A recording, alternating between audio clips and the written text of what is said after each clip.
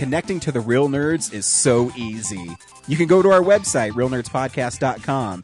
You can like us on Facebook. We have a Twitter account, @RealNerds. We also have Instagram. You can call us, 720-6nerds5. You want to email us? You can do that too, realnerds@gmail.com. Thanks for listening, and enjoy the show. Hello, everybody. I'm JD Lopez, the host of Left Hand Right Brain. It's a free-flowing, wide-ranging conversation that I have with artists doing interesting and creative things here in Denver and beyond. We talk about their personal stories, break down their creative process, and what motivates them. Spoiler alert, it's mostly spite. We talk about all these things and more while kicking back, cracking wise, and always having a good time. You can find old episodes and everything you need to know at lefthandrightbrainpod.com. My name is Henry Jarvis, and you're listening to the Real Nerds Podcast.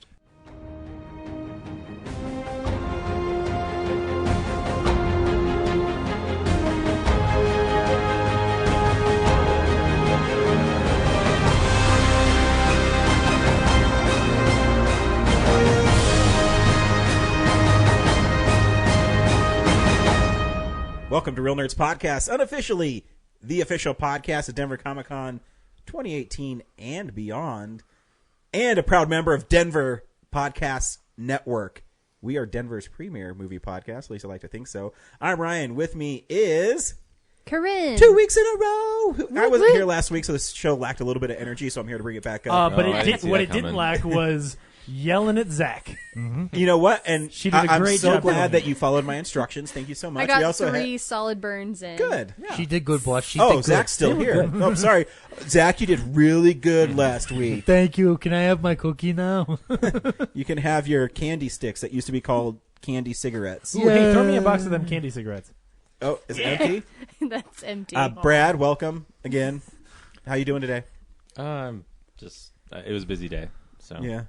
A lot of stuff going on. I already told the Cadillac drive-by story, and I totally forgot about the cell phone one. How your Van Damme shoot go? We got what we needed done. All right. And like I said, while we were filming, as soon as we hit roll, one of those giant black Cadillacs sped around the corner, and then the guy got out and put a gold chain on Danny's neck as he was rapping, and we just went with it. Nice. That was weird. Sometimes you don't know when something's going to happen. Yeah. And Zach, how's it going? Not too bad. James, how you doing today? Hey, it's me. I'm here. I'm great. Good. Yeah, I'm doing just fine. Good. Yeah, you know. Zach, how are you doing? Not too bad. Why is he All things here? considered. I said I wasn't going to come back if he was here. Well, I mean, there's time to leave. but we need someone to really get Zach, so that's why you're back. Yeah. No, I'm leaving that to you this time. Oh, sweet. Every week on Real Nerds Podcast, we go see a new movie and we podcast our experience of the world. This week, we saw Justice League, Unite the Seven Seas. Stay tuned to the end. I don't think that's right. No? The Close. fuck? What is All it? in the think it's Justice all League's in. business? Is it all in now? Yeah. Just all in. Unite I think the them. poster's cool. It kind of looks like an Alex Ross painting. Is yeah. Is it one? Yes. Or is it just them? No, it just looks like it. Yeah.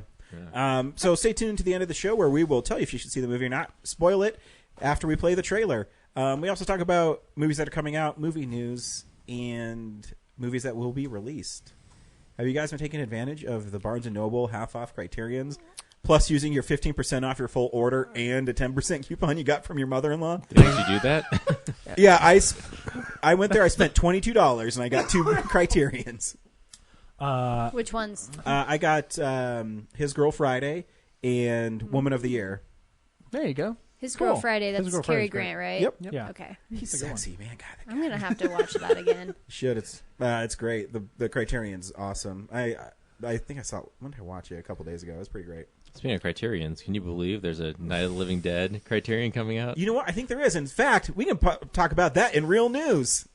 It's real news.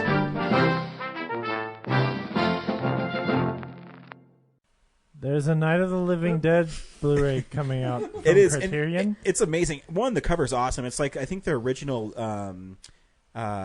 lobby card for it. It's a painted picture of zombie hands going after Judith O'Dea and Dwayne Jones. And that movie is on Criterion, and it has a 4K restoration. It makes me so happy. I can't even tell you. Answer the question. Yes. Who gets the money? Well, Romero's dead, so Well, he hopefully has an estate. hopefully his wife does. Oh, but my point So is, it's an official release. okay. So, That's what I was asking. So Okay. me and James have had this conversation before. A Night of the Living Dead Blu-ray did come out. I Mill own one. Creek. Mill Creek, like 3 weeks ago. And the thing with Night of the Living Dead is at Layton Productions, they had a flood and some of their prints were destroyed. The prints they put out and duplicated didn't have a copyright on it. So Night of the Living Dead never had a proper copyright.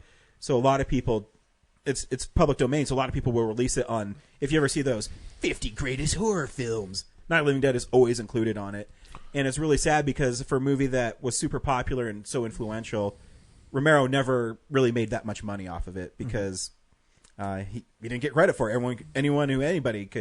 We could copy it. This one is the 4K restoration that Romero oversaw and said it's the best the film's ever looked. Another cool part is they also have a version of it called Night of Anubis, which was the original name. Anubis is the Egyptian god of death, and it's a work print of it. So it'd be kind of cool to see. The producer said it doesn't really change too much. There's a couple extra scenes, but the runtime is the same. So the two scenes must be really small. But it'd be interesting to see what they're working with and different sound effects. Well, it'll be cool to see that scene where he goes down into the basement and Steppenwolf is there and he's talking to him about like the mother cubes. That'd be awesome. Yeah, if it make more sense. The question is, when does Criterion start making 4K Blu-rays? Because with the 4K restoration, the Blu-ray is not taking advantage of it. Yeah, right? That's a good question. I don't think it's been adopted enough. It's still so early. Go ahead. I was just gonna say, am I the only one who's buying 4K Blu-rays? No, I do have a 4K player. Anytime that it's like something I really love, I'm just getting it. Oh yeah, or even like I got the John Wick movies in 4K, and like anything that I think would look good. Yeah. So what I tell people is when they ask me what it looks like. So it really is just brighter, and the colors look like pop. So I've been watching the Spider-Mans. So Spider-Man: Homecoming, his costume looks stunning. Like the reds look great, the blues look great. You can see the detail. Going back and watching the first Spider-Man, you can see intricacies in the costume that you couldn't see before. How many little I call them like the honeycomb effect looks on it, and his eyes. With a Green Goblin, you can see the purple on his helmet that looks like he's wearing like the stocking cap. Yeah. So I haven't had to watch the other ones, but I'm really interested to see. And the sound is probably the best part. Where the picture looks great, but the sound is usually mixed at 7.1, and it's really loud. And stuff like Kong Skull Island is pretty awesome in 4K. Cool. Awesome. Yeah. And they're also. Sorry. Go ahead. I was just gonna say I got my first Blu-ray like 6 months ago. Nice. So You're getting there. I'm so behind the times. What was it? Arrival. Good job. Yeah, that's all It's right. like you're watching VHS. That's the first movie I regretted getting on Blu-ray and not in 4K. Like I was somewhere and I was like, oh man, I pre-ordered it, and it was at that point where I was starting to buy things in 4K, and I just fucked up and bought the Blu-ray. I know. So right now on Amazon they do have like Oblivion for $10, and a couple other ones for $10. That if I had any money, I'd Watch out for Black Friday. Unfortunately, that falls into one of those places of like, I like that movie a lot, but would I pay like $30 to upgrade to 4K? Probably. So not. I got Serenity on 4K. I did upgrade that one because it was on sale for $12.99. I haven't had a chance to watch it yet, but I need to order that. Yeah. I'm waiting for the Dark Knight trilogy for that one. I'm glad I waited. Well, you can't order on Amazon because Warner Brothers and Amazon are fighting right now. Well, they're always sweet. It's them and Disney. Disney's been fighting for like a year. Yeah. Actually, it's a bunch of Nolan 4Ks are coming out. Yeah, it's all the same. Almost all of them. Prestige and Inception and Interstellar. Interstellar's box art's awesome. I don't have that one yet, so. Yeah. But yeah, so since I don't have those, that's where I'll start. Yep. And Spider-Man: Homecoming. It's just like Brad. I think you do too. Future proof. If I like it, I always get it like on the next. I was gonna buy a 4K TV this week because with the Black Friday sales going on, so I went into the store to like actually look at the picture for the TV I was getting, and then they had all the better TVs like on display next to it. The QLEDs or something? Yeah, the QLEDs. I was like, I guess I'll wait another year. Yeah, they're so expensive right now. Those ones were like $6,000 right now. Oh, it wasn't that bad. It was like for 75 inches, $2,200. No, that's not too bad. Yeah, but still not affordable right now. Oh no, I almost future-proofed myself with Get Out, but they were sold out of the 4K. So I think I'm gonna wait and before I move next year get one, because at least I don't need to get one now. But if I'm gonna move into an apartment and you're into a different place, I will say even like PlayStation 4 looks a lot better on it. Yeah, like on just a 4K TV. I don't even have the PlayStation Pro, but yeah, it renders The things upscaling faster, is nice, yeah. so it looks really nice. Yeah, It refreshes faster, and it looks great. Yep. What else is in news besides? I mean, Night of the Living Dead makes me really excited because Criterion. So like on His Girl Friday, they actually put the previous movie in there. The front page is also included, and the leaflet on the inside is a newspaper. So like you open it up and it folds out. Oh, cool. So I really like when Criterion puts things the out. Mad World one is a roadmap. Yeah, It's pretty cool. They do a great job. Also, they're reissuing Silence of the Lambs Criterion that they did 10 years ago onto Blu-ray now, so you can get that too. Oh yeah, that's coming out too. Yeah. I want them to reissue The Rock because I only have the DVD version of the Criterion of The Rock, and I would really like the Blu-ray version of the Criterion version of The Rock. Maybe. We got some cool trailers this week. We got a teaser for Incredibles 2. Actually made me laugh. I thought it was pretty cute. It's probably not even a scene in the movie. Nope. Like Zach and I were talking about it, but I it's swore still it was good. the end of the first one, but Yeah. But those characters look really good in like modern Pixar animation. Right? 'Cause yeah. that was like the first time that Pixar made humans, and they weren't even sure they could do it. Yeah. But it looks Well, they good. made humans in Toy Story. They Yeah. just were- Yeah, but they were usually like from the ankle down, or they were bad. like you yeah, know, Sid like- looks not Yeah, good. Sid. And Yeah, then when- yeah, Sid's the one that you really see a lot, and he's not right. Well, They were, Andy's in there too. Andy kind of looks like he's like having some kind of seizure. but I remember, I think it was John Lasseter in an interview, like after that movie, saying like, "Yeah, we were really worried because this is the first time where the whole movie is humans, and we have to have the movie be carried by like." I think they human made the right approach because performances. they're kind of They're very caricature. like style humans. They're not. I mean, they don't look like the Coco ones or anything. Yeah. Did you guys get to see the Deadpool 2 teaser in front of I did. Justice League? I did. Of I course, saw my it. whole I saw it. audience got so excited. I know. In my theater, I had a guy who was sitting behind me, and he was the guy who laughs at everything guy. Yeah. And so for Deadpool, and he would. I don't mind laughing at stuff, but he was one of those obnoxious laughs where it's like he felt like he had to let people know that he was laughing at Deadpool being Bob Ross. Oh, you were in my theater. And he's like, and we're going to put some happy trees here. And I'm going to whack this off. Oh my God, he's doing it. He's doing it. I'm like, oh my God, dude. I'd hate to see when he saw like the red band version. I know. I had a couple of shit kickers who kept talking through, like, from time to time through the movie, who, to my right during that trailer, kept going, oh man, the internet version's so much better. Because he says, like, nuts more often. Like, come on. It's okay. Like, it's okay. Just calm down. I think the best joke was yellow snow color paint. Oh, yeah. That was great. I love that. Yeah, all the paint color names. Yeah. Men Yeah. in Black. Yeah. Betty White. The jokes they draw attention to are actually, like, my least favorite jokes in Yeah. the trailer. But I it just seems like they got the right tone for the movie. Oh yeah! Every time they do a cut and his painting changes, I'm like, that's really good. That was really good. Well, because that one doesn't make sense. I think he's using like orange, and then he cuts and it cuts it back, cuts and it's like a snow scene. Yeah. Good for him. And then he's talking about how much he loves Coke, and then it's suddenly like, just an outdoor Look at scene. all that that's powder. all warm. Yeah, so that was good. And then we also got a trailer for Rampage. Another The Rock movie. It looks. That looks real dumb. It looks dumb, but Yeah. kind of fun. Yeah. No. He says, "Let's Yeah. go save the world." It looks like San Oh Andreas, my but with gosh, is he monsters. Will Smith or what? I'm really worried about The Rock, man. Why? I need The Rock to make some good movies. Yeah. He's fun. Oh, that I Jumanji agree. trailer played before my movie, and I swear half the people were laughing their butts Oh, off. yeah. I'm like, how have you not seen this Isn't it 3,000 weird how some? times? I don't know if I've seen so many movies, but I might be jaded. Some of like stuff that plays for audiences, I always shake my head and like that's not funny. Oh, yeah. It isn't. There was an animated, I think it was Boss Baby, where everyone was laughing at the trailer, and I was going, "This isn't funny." It's funny because Cookies for Closers is like Glengarry Glen Ross. Right. Right? No Who one does got that that joke except for play to? us, and it's Yeah. still not a good That joke. was, yeah, like. I was making fun of it. I wasn't agreeing with it. No, Sorry. no, I mean that's I what know. I mean. That's what we're saying. I yeah. was remembering that whole conversation we had about like, guys, have you seen this trailer? The only thing that's even close to a funny joke is a Glengarry Glen Ross reference that no one gets. I the only time I've really ever been like, that like snippy to my dad when my dad's like, "What do you think about Boss Baby?" And I said to him, "I'm gonna pretend I didn't hear that." Even my kid, I'm like, no, we're not seeing that. Yeah. Like, I'll see the Minions, and I don't mind the Minions. I ain't seeing Boss Baby. Yeah, no, that good. Way to be a non-abusive father. Well, you know, I would him rather Lego you show movies. him like Jurassic Park. I have shown him Jurassic Park. Good job. All 4 of them. Oh. Well, now we have to have a different conversation. He likes the dinosaurs.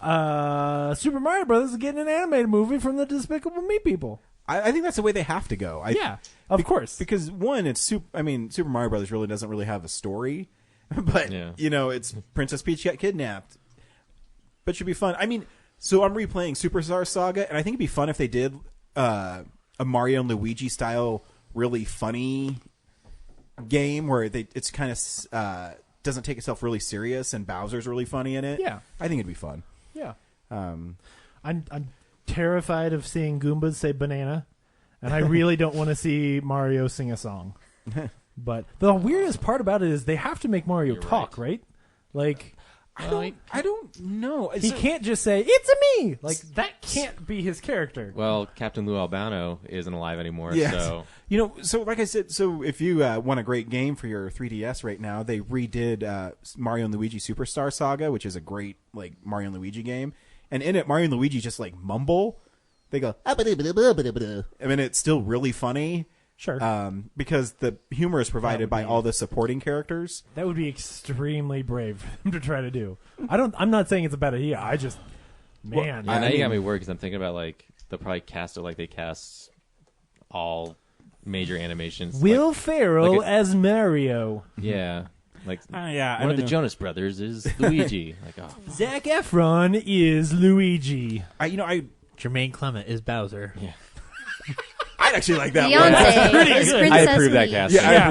If it's Jermaine Clement and he never says any words, he just makes noises. That would be I would like him to awesome. say, "Yeah, Mario, don't a foul at you." Yep. I'd be down for that. Oh, And I was watching the special features to Land of the Dead, and I forgot John Leguizamo and Dennis Hopper were in Super Mario Brothers together, and he brought that up. He's like, "Yeah, he's always a really nice guy in Super Mario too." I was like, "Oh yeah, this is the second movie you guys have been in together." Oh God, now shit. That movie's a sequel. Land of the Dead is a sequel to Super Mario Brothers. That'd be awesome. I want there to be some kind of reference to the Super Mario Brothers movie in the new Super Mario cartoon. So, But they're totally gonna dance. There's gonna be a everything is awesome style, like Yeah, well, everything did is that in the last plumbing. they did do that. But to the point, I mean, playing Super Mario Odyssey right now, he doesn't say anything either, and I still think you get the character right. I mean, he just goes, "Wahoo!" Yeah, but the entertainment of that game, I still have 165 moons left. The fun of that game, there's so many moons, Corinne. Oh my God, there's so many moons. Well, so The fuck are you I'm at talking about? 380 some moons right Oh, you're now. way more than me. I'm still like, I haven't made it to New Donk City yet. Oh shit. I mean, Yeah. I wish I could. My kid's been trying to doing potty drugs. train my kid, and oh my God. Super Mario Odyssey. It's on the Switch. It's great. Yeah.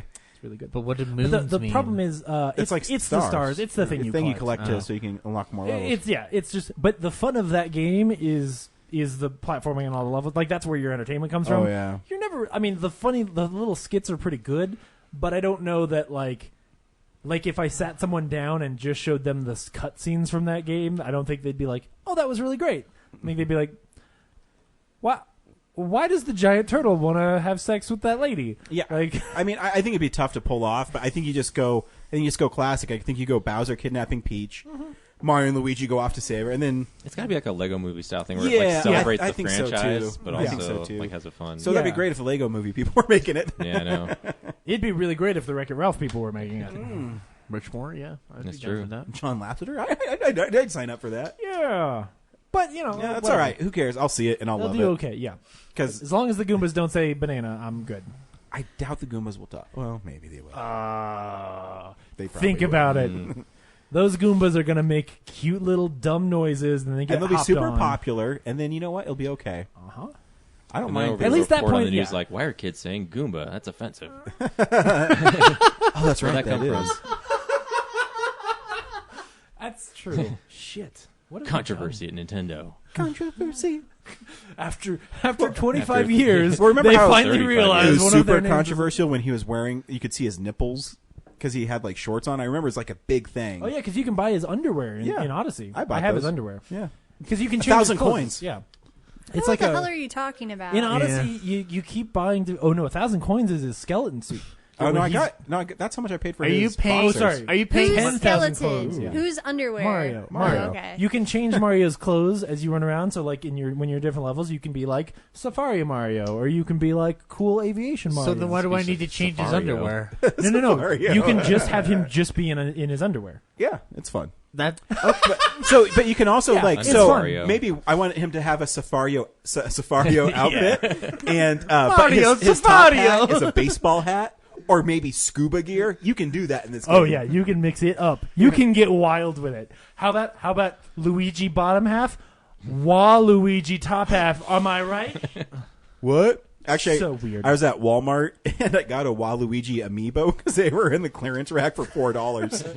I'm like, it's worth $4.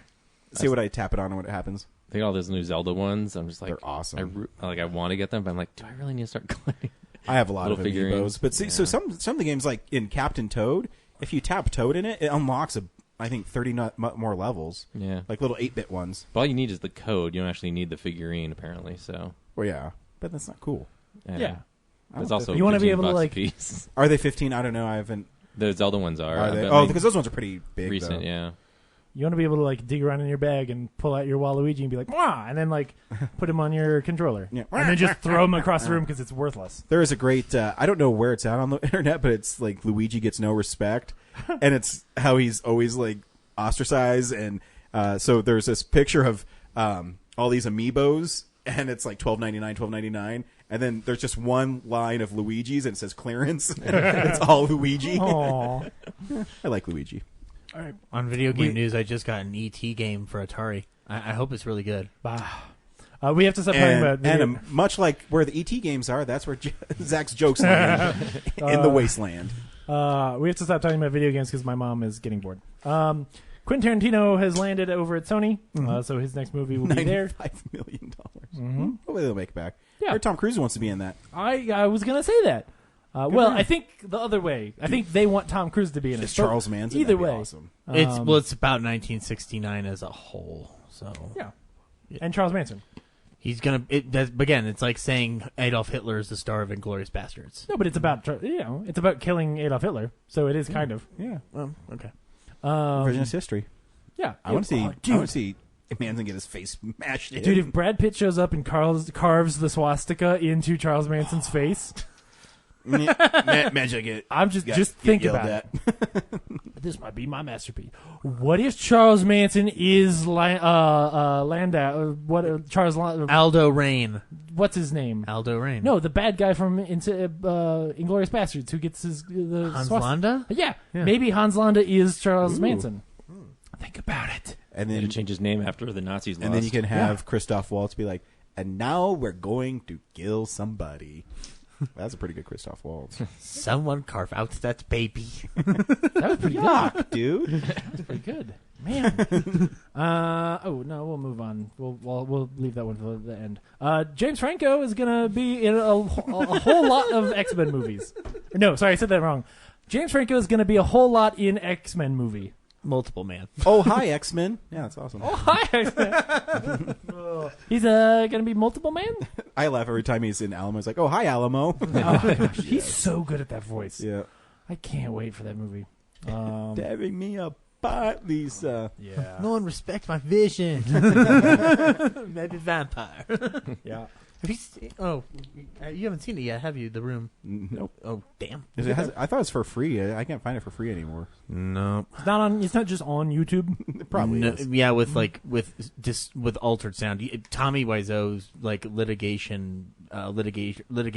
dream. You know. Oh, okay. And then I think maybe the last thing is the whole internet blew up because Joss Whedon liked to tweet. It's dumb. Do we want to talk about this? Nope. No. Okay. Because maybe he Can liked you it at because least he's. tell me what the tweet was? Okay. There was a tweet where a critic said, "Hey, the villain in Justice League is a real lame villain," and he apparently liked it. Which even I was telling Brad the other day, I'm like, You know how many times I've liked things on Facebook because I was scrolling by and accidentally hit like? Or do you think he's being snarky? Or maybe he agrees. It doesn't matter. It doesn't mean that he's a like faceless Nazi who's ruining Zack Snyder's masterpiece. Like literally, where is it? There's one where they're like, Zack trusted you with his masterpiece, and this is what you did. Masterpiece, masterpiece. We'll get into it. Anyway, I'm rich. So yeah. Anyway, it's dumb. Yeah, it's dumb. It's just dumb. he basically liked a tweet, and it had mentioned fanboys McAuliffe. What the fuck is that dude's name from Thor? Malekith. Oh, yeah. as being him being worse than Malekith. Yeah, Which you know. Well, yeah, we'll get there. I mean, he gets punched and he disappears for like 10 minutes. At least Malekith's the real person, an actual actor. Hold on, we'll get there. But Yeah, Steppenwolf is voiced by Syrian Hines, so Yep. He is a real actor. And he did really good in Ghost Rider as Satan. Do you piss blood? Yeah, it's really cool. That's from Ghost Rider Spirit of Vengeance. The only thing like that really makes it sort of newsworthy to me is I'm amazed at how like Joss Whedon, the nerd messiah, has like fallen from grace enough that a whole bunch of DC fanboys can just assume that he's the Burn devil. him. Yeah, like literally, like they're trying to crucify the guy who like everybody loved just a few years ago, and I don't know why. Like I don't know what it is that he has lost enough cred that you know. Age of Ultron pissed people off somehow. I think it's because he's gotten so big now because he's had the 2 Avengers stuff and He had his own. and then he had his little fallout with his wife too, where his wife Right. wrote. And what I would always say to that is, so you're going to print something that a scorned ex-wife wrote? That's pretty shady. And marriages falling apart is sad. It is. Spreading it in the news is not great. I agree. Unless he was abusive or did something illegal, I don't think it's news. It's not, I think- because if you yeah. think he's unfaithful, that's not against the law. Right. And maybe yeah. he was unhappy. Maybe the wife And made him unhappy. Sure. The only thing you're doing there is you're trying to, because he is this sort of, you know, feminist icon, you're trying to drag his name through the mud, and that's fair. Or not fair. I mean, it's a conversation. Like, you can do it, but I don't necessarily think that it means that this guy who maybe has good intentions is suddenly the devil. And my only part is that you only heard once because he never responded to it. Right. So if he did something wrong, okay, but you know, writing a news piece about it and I don't like that stuff. Yeah. You should keep it inside. Yeah. Now, if in the next 3 months his name comes out on the list of names of people, then I will care. try more like 3 days. I mean, they're fair. coming out like Yeah. that now. Yeah. But my point is, like, he hasn't shown up, and that would be a high target, you know? Yeah. But anyway, I think that's news, unless I forgot something that somebody wants to talk about. Tolkien's son's leaving the estate. Yeah. So that's why we're getting that prequel series on Amazon. But I wish he wouldn't. I'd like another 10 years without more adaptations, but... it'd be nice, but we don't live in that world anymore. Speaking of the room, guess what's going on around town? Tell me, Brad.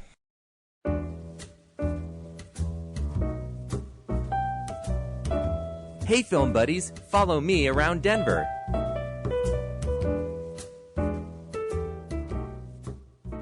Sing the song, Brad. Now you introduced the thing. Now you have to sing the segue. I forgot the lyrics. Brad's going to the Esquire. Words playing at the Esquire at midnight. On Friday and Saturday, if you have nothing to do, you go down to the Esquire and throw some spoons. Yes! That was awesome. Although in that, it's an old interstitial, right? Because you lost the newer ones or something. Well, a whole hard drive died. Well, right. I know. But I'm saying, I've never heard that interstitial before, and he just sounds so perky. He's like, come on, guys, follow me around town. Actually, James made it. We only used it once because he never gave me the file. And so when I had to dig on Google Drive for it, I was like, oh, I'm going to start using this one. So Oh, that's great. anyway, The Room is playing at the Esquire this weekend. Yeah. Ryan So, should go to it. Ryan, we should take Ryan to I'll it. try. What day is it? Friday and Saturday at midnight. Yep. Maybe. I'm going to be in Wisconsin. We'll bring spoons. I'll bring I just football. gotta make sure my wife is not working. I'll give you Yeah. money for spoons if you go. Well, I mean, No, we should bring a football this time. Yeah, dude, we could. Oh, dude, we could play. We could play catch. Totally bring a football. We can play catch. It'll be I fun. might. I mean, Beating even if she people in the works, face with it. It starts at midnight. I might still be able to make it. Yeah, 11:59. Just leave the kid alone in the bed. Yeah, he'll be fine. Yeah. He's peeing by himself. Only took like 2 Oh, weeks. bye, Kellen. Aw. I'd go. Well, yeah, I've never seen it in the theaters. Oh, great. Yeah. yeah. Come watch it with us. It is a very It- different experience to see it in the theater. I bet. It's so good. Yeah, if you watch it at home without other people making the jokes, I think your brain would just melt We're because like drawing attention because you won't notice how many times everything goes out of focus unless you have an audience yelling "focus" every time the screen goes out of focus. Yep. Or how long a pan takes to move across the screen. Loading. Loading. I've seen it 18 times in theaters. It's the best $180 I've ever spent.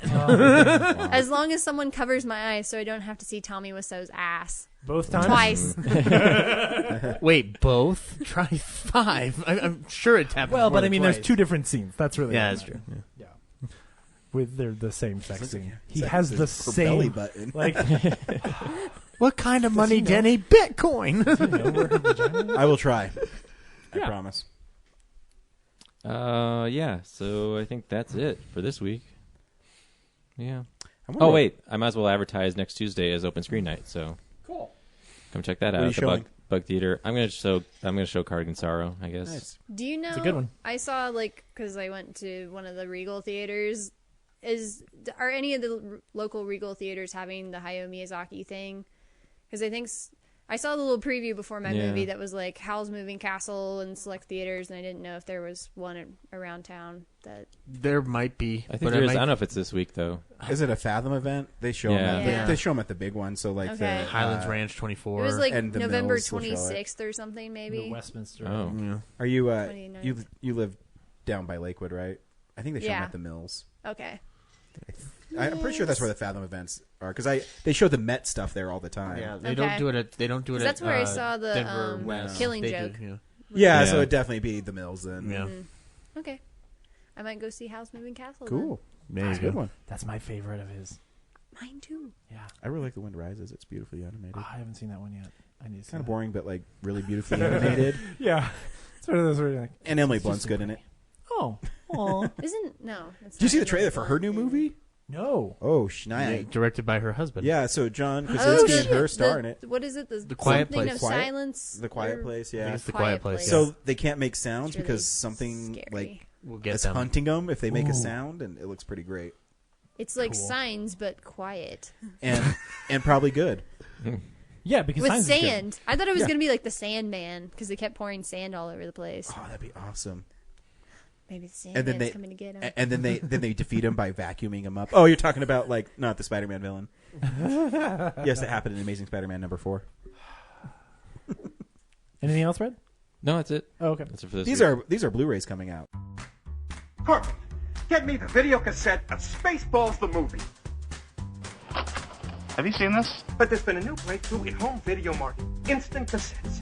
They're out in stores before the movie is finished. Okay, this one, you have to check this out sometime. I can't even... Just promise me you'll rent it. Sir, What? are either one of these any good? I don't watch movies.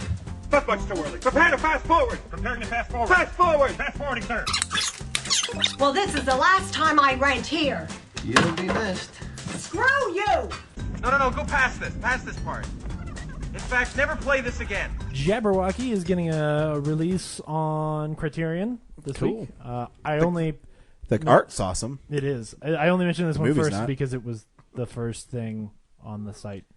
So moving Terry on, Gilliam fan. Valerian and the City of 1,000 4K. You saw planets. it, right? I did. That steelbook is pretty cool looking, though. It is. There's a steelbook edition that looks awesome. Is it worth even watching? I think some people would have Like renting it on Amazon for $5.99. Yeah, that's acceptable. Okay. Like, Is it worth me buying a Blu-ray of it? yeah, I don't know if I'd own it. Okay. It's but it looks so cool. the way that like people like The Fifth Element. I think those people would probably like Valerian. No, so I won't but it's- like it. I yeah. like The Fifth Element. So you might like Valerian. Okay. Are you And sure about that, James? Also, if you like didn't Star sound Wars, like you it. might like Valerian because there's a lot of like similarities in that too. No. Good time. with Robert Pattinson, the movie where Robert Pattinson runs. It was a pretty good film. He's really good in it. Is that on Was it a Blu-ray good this week? time?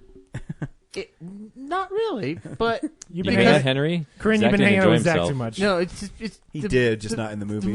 The movie's really dark and depressing, but it's good. But yeah, So not a good time. That's a masturbation. it's an joke. ironic title. The Hitman's Bodyguard is getting a 4K Blu-ray this week, so I want to watch it, even though it looks silly. yeah. Corinne, you're shaking your head. Have you seen it? Nope. No desire to. Someone Nope. pointed out to me this week that Ryan Reynolds doesn't do a lot of great things. I like Ryan Reynolds a lot for how often he's not been in great movies. Just saying. Yeah. Like, I actually had a hard time thinking of like what I thought he was really good in. I rewatched some of the Van Wilder. yeah, I guess. He's funny in it. Beach Rats, which is a little movie with some dudes that don't have shirts on. Jungle, which is a movie that has Daniel Radcliffe. Thanks, Zach. Is he naked with a horse? No, he's not. I think it says it's a true story, and it says nature has only one law: survival. And then he just looks like, his shirt's really dirty. He kind of looks like Joel from The Last of Us. If you played The Last of Us, Nope. Last of Us 2's new trailer is awesome. oh my god, yeah. Yeah, it just looks You should brutal. you should play Last and then, of Us. and then everybody was survival talking at the about best. how way too brutal the trailer is, and I'm like, did you guys play The Last of Us? Because Yeah. it's not a happy time. Speaking of happy times, Porco Rosso is getting a Blu-ray release this week from Ooh. Shout Factory. So if you want to watch Pig Fly Plane, you can. Speaking of Hayao Miyazaki. Yeah. I always like the character design of him. Something that I think is funny about a pig in a trench coat. Speaks to me.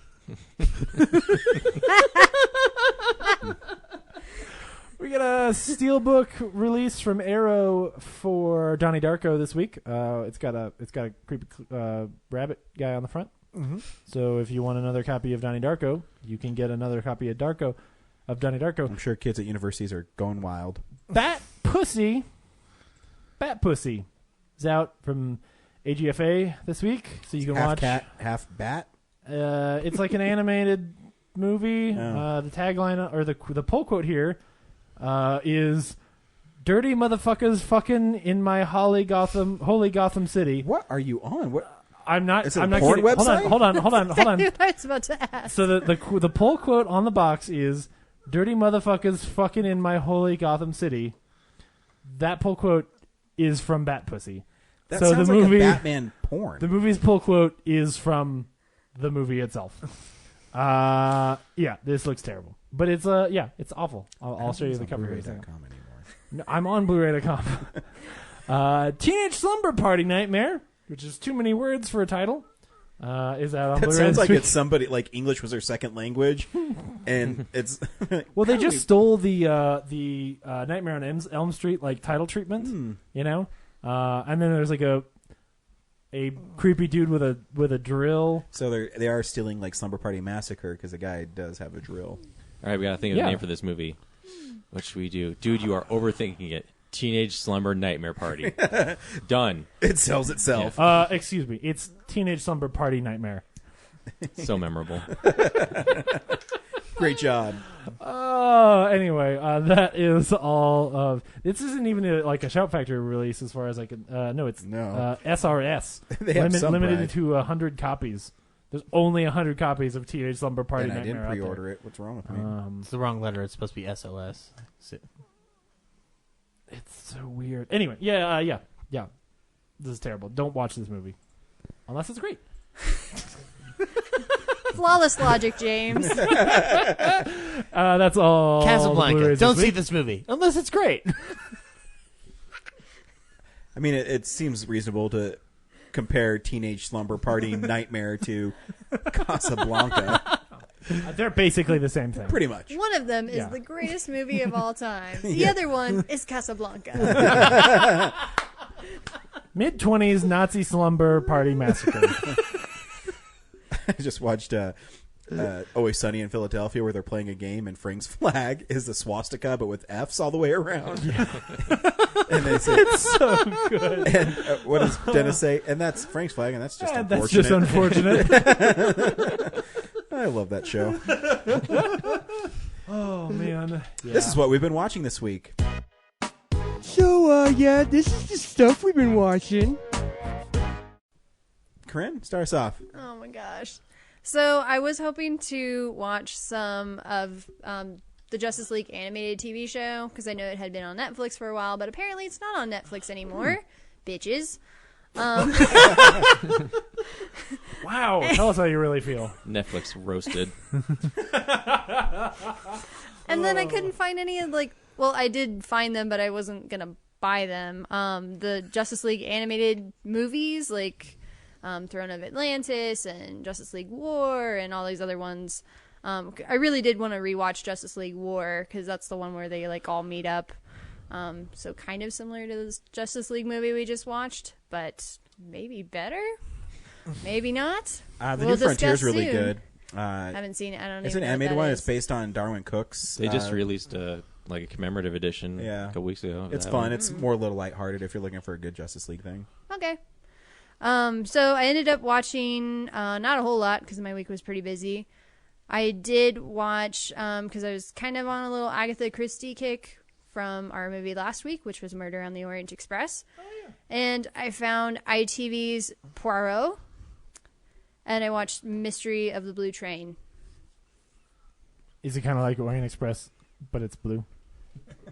I mean, it's a BBC, or not BBC, it's an ITV miniseries, so the production value is a lot lower, but I feel like just knowing how those kinds of things work, they probably were more accurate to the character as a whole and didn't take so many liberties on the portrayals. But yeah, from what I read, it sounded like they added a lot of plot elements to just kind of lengthen it a little bit, because it sounds like the story itself is pretty straightforward, but then they wanted to make it an hour and a half, so then they added in all these party scenes where people get drunk and Poirot's get crunk. I think Poirot in the Murder on the Orient Express movie we watched makes him out to be this Sherlockian kind of genius where he can just see a scorch mark on a chair and he knows that it was once owned by the Tsar of Russia or some bullshit. Yeah. Whereas in this one, Poirot is basically just eavesdropping and snooping around the whole time. Mm-hmm. So that makes me think that he actually is an actual detective and not just a plot device. Yeah. He tends to be underestimated because he's Belgian and people think he's French. This is a thing. Instead of crepes, he says crepes. Statement of fact. So, yeah, it's pretty good. Cool. I guess if you like Poirot or if you like to Murder on the Orient Express, I almost said Mummy. I didn't know. Murder on the Orient Express, it's probably a good follow-up if you are interested. Awesome. I also watched The Man from Snowy River. Okay. That's on Netflix. It's about to go off here at the end of the month. Has anybody seen Man from Snowy River? I've not. Oh, okay. What is it? So, okay, and granted, I watched this movie a lot growing up, so I kind of have nostalgia goggles for it. Mm-hmm. But it's set in Australia, and I don't know. It seemed like at least part of the cast was Australian, and I don't know if it was Australian made. But George Miller actually directed it, which I did not know until I watched it last night. Cool. It kind of doesn't really have much of a plot. There's not a lot of conflict. It's based on this old poem, and the main character, Jim Craig, his dad dies in an accident, so he's an orphan, and he lives in the mountains of Australia. And the people in his community are like, you can't live up here. You have to go back down to the lowlands and earn your place like your father did. And he's like, okay. So then he goes down and he works for this asshole rancher who's played by Kirk Douglas, who actually plays another character in the movie, which No, okay. So I have this thing. It's like a Paul Dano in There Will Be Blood moment. I don't know what that is. Oh, he plays two characters in that movie, and they don't really explain it other than there's ice cream. Yeah. Well, okay. In this instance, he plays two brothers, so I guess it kind of makes sense. But Two brothers. I don't know what it is about when I was a kid. If there was ever an instance where an actor played two different roles, I was never able to tell that it was the same person until someone had to tell me it was. So I did not realize for a long time that Kirk Douglas plays both the brothers in the movie. Oh, no. It's his actual real-life twin brother, Dirk Douglas. Who died tragically after the filming. After Snowy River, fell off a horse. It's very sad. Dirk. I think you mean Dirk Douglas. That's what I meant. Although it's weird they have different last names. But yeah. Parents wanted to tell them apart because they were twins. Yeah, he had to shave off his evil mustache for this film. Copyright Real Nerds Podcast. Oh my god. Oh no, the one brother actually does have like a really big beard. Oh, he has, and the other one he's is got an clean evil shaven. goatee. So He just looks like Kirk Douglas, but he doesn't have any of his powers. So Jim, the main character, goes to work for the asshole rancher and falls in love with the rancher's daughter, and then there's like this whole soap opera kind of crap that goes down. But the main thing is, it happens at the very end, is that Harrison, the asshole rancher, he has a colt that's worth 1,000 pounds. And Colt. I thought you said cult. No. Nope, a colt, like a horse. I have 1,000 pounds of Kool-Aid for you to drink. And some of the ranch hands let it loose to blame it on Jim because he gets fired for falling in love with the rancher's daughter. And it joins this herd of wild horses that have been running around the whole movie called the Brumbies. And so, like, the last half hour of the movie is all these guys gearing up to go get the Brumbies and, like, corral them. And it sounds really boring, but you watch it and it's, like, so intense. So I think that that's kind of where Mad Max Fury Road was born, maybe, a little bit. Because you watch that and it's like... you Brumbies, get back! Yeah. Sure. I knew they would. Those Australians. Because, I mean, it's like... Fair dinkum. It's so... Call that a horse? It could have been so stupid, That is a horse. but the All way right. they shoot it is just so intense. Cool. And you feel like you're really in the middle of the action. And I honestly think it's one of the best scored movies I've ever seen. Ooh. I don't even know who does the soundtrack for it, but it's not anybody. It's not like a big name like John Williams or Bruce Rowland. Huh. Sure. I don't know who that is. Whoever that is. I think George Miller is really good at taking minimalist scripts and making them awesome. I mean, you could say Fury Road is literally they drive one place and drive back. Yeah. Yeah. There's not a lot there. It didn't have a script when they started storyboarding it, so... Well, what if I told you it's not the George Miller we're thinking of? Oh, is it really? It's George Trumbull Miller. Oh. He directed this is why nobody The likes Never-Ending Story 2, The Next Chapter, and Zeus and Roxanne. I don't like this version Damn. of reality. But it was a Disney Yeah, film. let's go back Yeah, to this Mad movie Max has- on Snowy River. The movie's got like That's way more interesting. a couple different sequels, because there's the Man from Snowy River 2, and then there's a Return to Snowy River. Yeah, I've seen that. It's not as good. There's like one really good scene in it where Jim shows up some asshole through like an obstacle course. You just have to see it. Whoa, and then his there's horse obstacle dies, courses. and it's really sad. But then he like rides the stallion that he gets at the end of the first movie. So when his horse dies, does he go? Nay! I Nope. That was a Zach Eastman level joke, Ryan. But it was just delivered better. I love the Not cover really. of this movie. Agreed. I love the cover of this movie because 20% of the cover is taken up with the like synopsis, which I will read to you. The story of, a boy suddenly alone in the world, period. The men who challenge him, period. There shouldn't be periods between these. These are individual clauses. And the girl who helps him become a man. That's a lot of people. He's clearly not alone in the world. I'm just saying. There's a lot of men and women challenging him and falling in love. He's not alone. But anyway, well, cool. Would you recommend it before it falls off of Netflix? I would. I mean, especially if you've never seen it. I think it's... I have nostalgia goggles for it. Sure. So it's hard for me to see the flaws if it has any. But If it has any, she says. obviously it has flaws. Like, it looks so Don't- 80s, you guys. Don't let I'm sure Fred the film into it. quality it's is fine. bad, but I think Army of Darkness is the greatest movie ever, and no one can ever change my mind. Yeah. so. It's got a lot of like very pretty shots of horses and people. It does. All right. I mean, I will That's- probably that's disappoint it. you, but it looks like it's worth checking out. Yeah. As Do long it. as the wild Cool. horses Do it, don't take James. you away, you're probably good. Any Rolling Stone fans out there? Hello? Nope. Moving on. Is that a band? Cricket. Yeah, total cricket. And then the last thing I watched was the fall finale of The Blacklist. Oh, I cannot wait for part 2 of this conversation. So, do you guys want to be spoiled over here? I don't give a shit. I think Brad cares. I can go outside. Does it have to do with who her dad is? No. So they still want to answer that question? No. Well, I mean, no, not really. I mean, Corinne is convinced that I know who her dad is. that he's her daddy, if you know what I mean. Most drawn out. He will be. Eventually. We're not there yet. You forgot We're to take a not crunch there of a yet. candy cigarette after that statement. We ran out of the candy cigarettes, Zach. Recreate that magic. Superman and a pack of cigarettes. Did you listen to that episode, Ryan? Do you know why they're giving me grief? When I hear Blacklist, I tone out. But just refresh my memory. Oh, because I was telling them that I think that James Spader's character is going to. Oh yeah.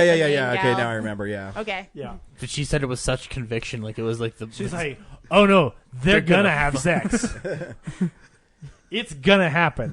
It is like all the stuff that came out after the fall finale, like all these quotes from the producers and stuff, and it's like, it's happening. You can't stop this train. So just jump on. I want to live in your world. Wow. What the fuck? I don't even do not Sandler. rewind and replay.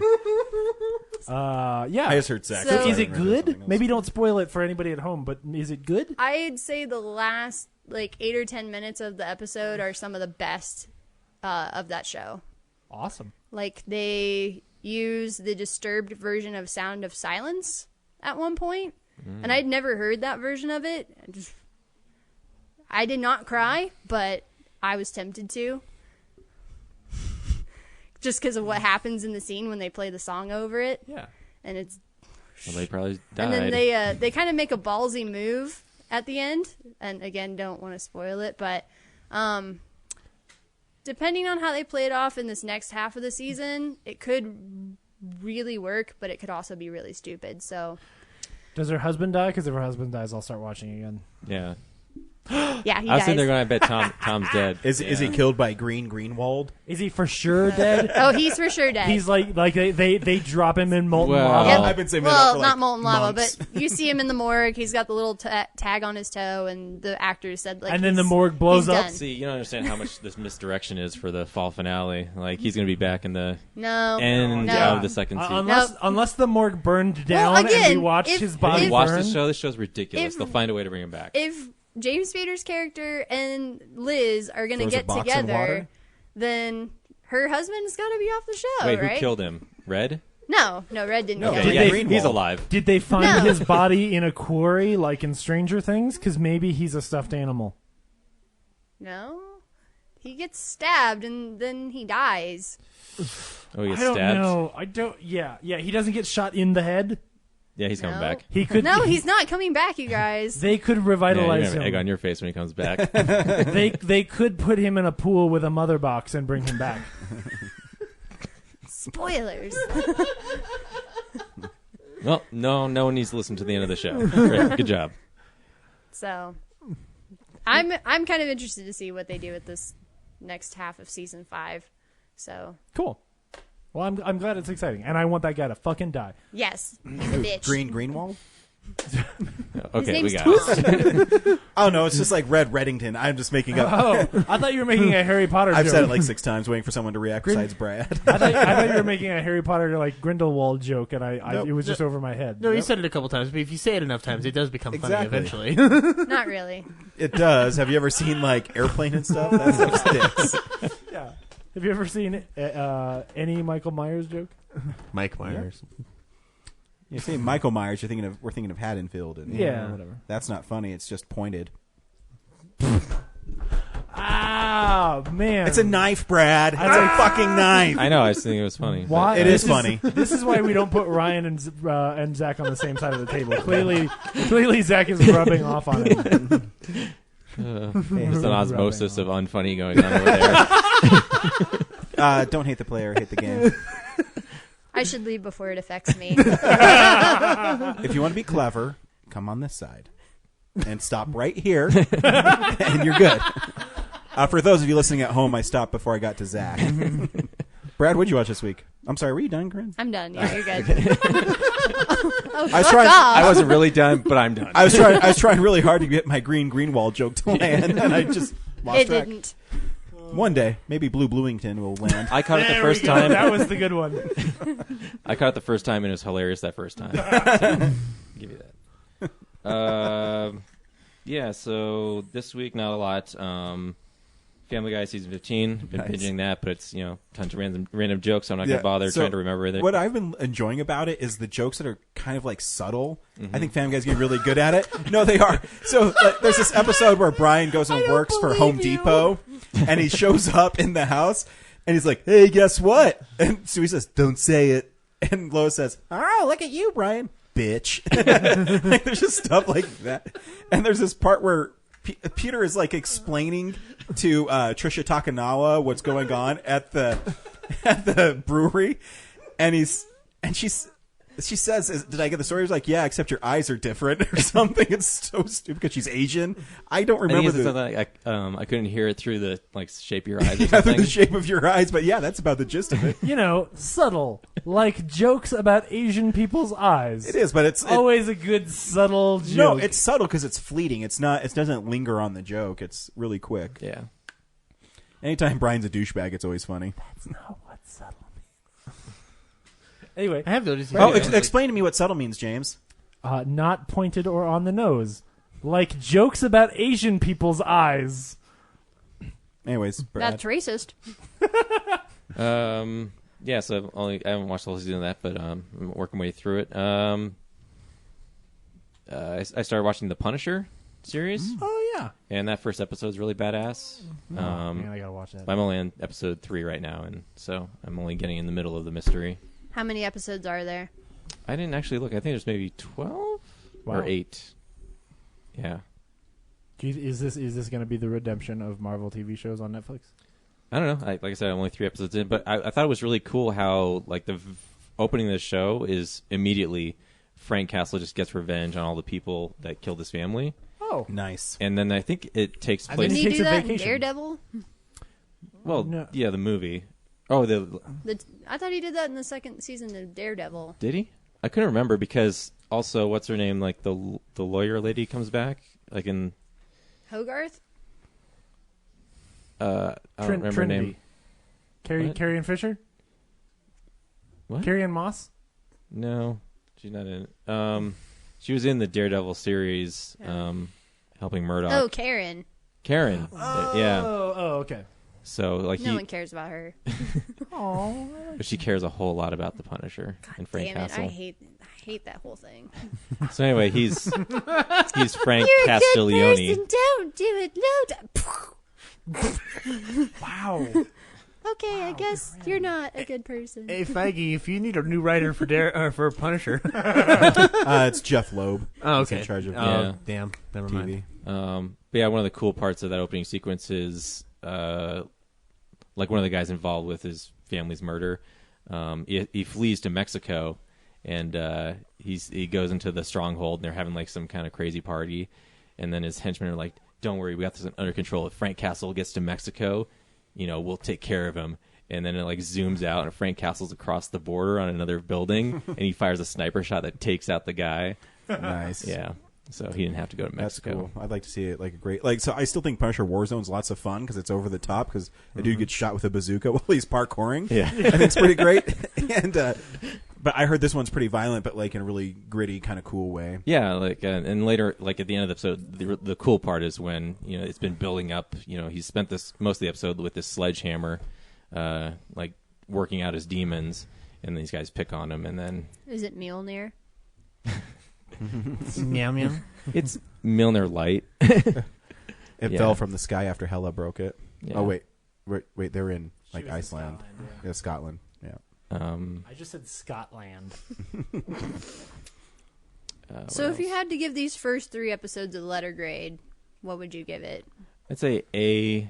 The second one's a B, just because they're setting up the actual storyline. Mm-hmm. Like episode 1 is just seeing Frank Castle adjusting to life, because he also burns his Punisher like shirt after he finally gets all the people, gets revenge on all the people that crossed him, and then he tries to adjust to just being like a a war vet in the real world getting this construction job, and then just like bad things still follow him, and he's every night he goes to sleep and has a nightmare about, like, there's this cool sequence where his wife's waking him up in a dream, and it's like really sweet and nice, and all of a sudden she stands up, and then another dude in fatigues comes right behind her and just shoots her in the back of the head and like wakes him up, and it happens like 3 times in the episode because he's just like so I always affected. thought Punisher would be an awesome villain for Spider-Man in movies because he's kind of an anti-hero, but he goes about things differently. I think it'd be a cool like clash of ideas. But I mean, you'll never see it because Don't they do that with Spider-Man and Deadpool? I mean, they could.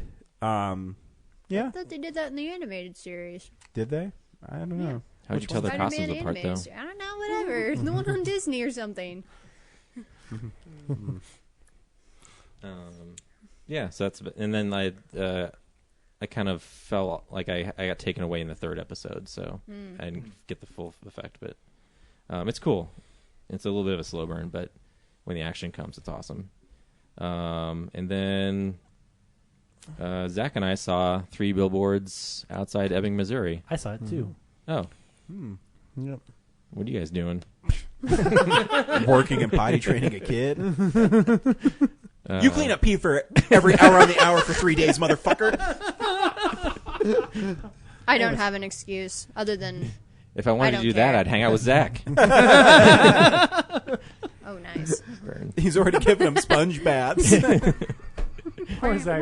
Zach has barely said anything this episode. I want a comic book made of all the things they think that happened to me in life. So a giant size. I don't want to read that. Yeah. Well, it'll be in a section for only me to read, so it's fine.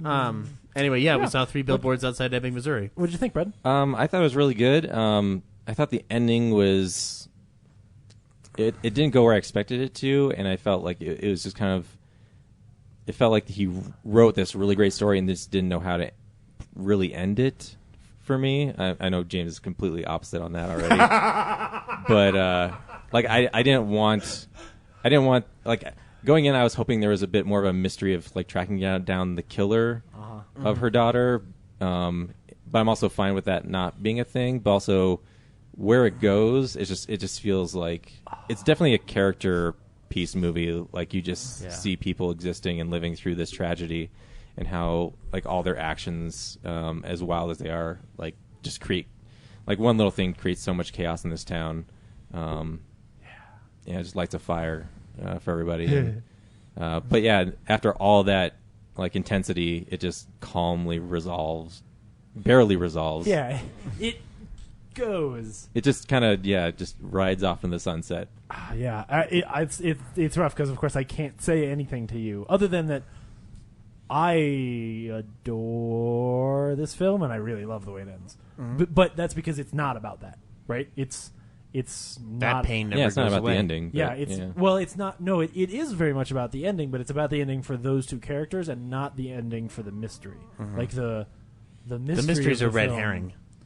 In a way, because like that's the way it was marketed. It's a catalyst. Yeah, it is a catalyst for these people being terrible. What to me is really awesome and beautiful about this film is that you start off and you have all these archetypal characters, most of whom are completely shitty people or annoying or just like, or there's her who here's this really strong-willed, fun woman.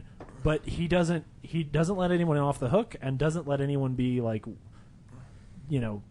one note. Like everybody has all these shifts to them and they become these very beautiful, real humans throughout the film. And like then you get some really rough questions that you have to deal with, and then he doesn't give you a resolution. And I'm a sucker for not getting resolutions.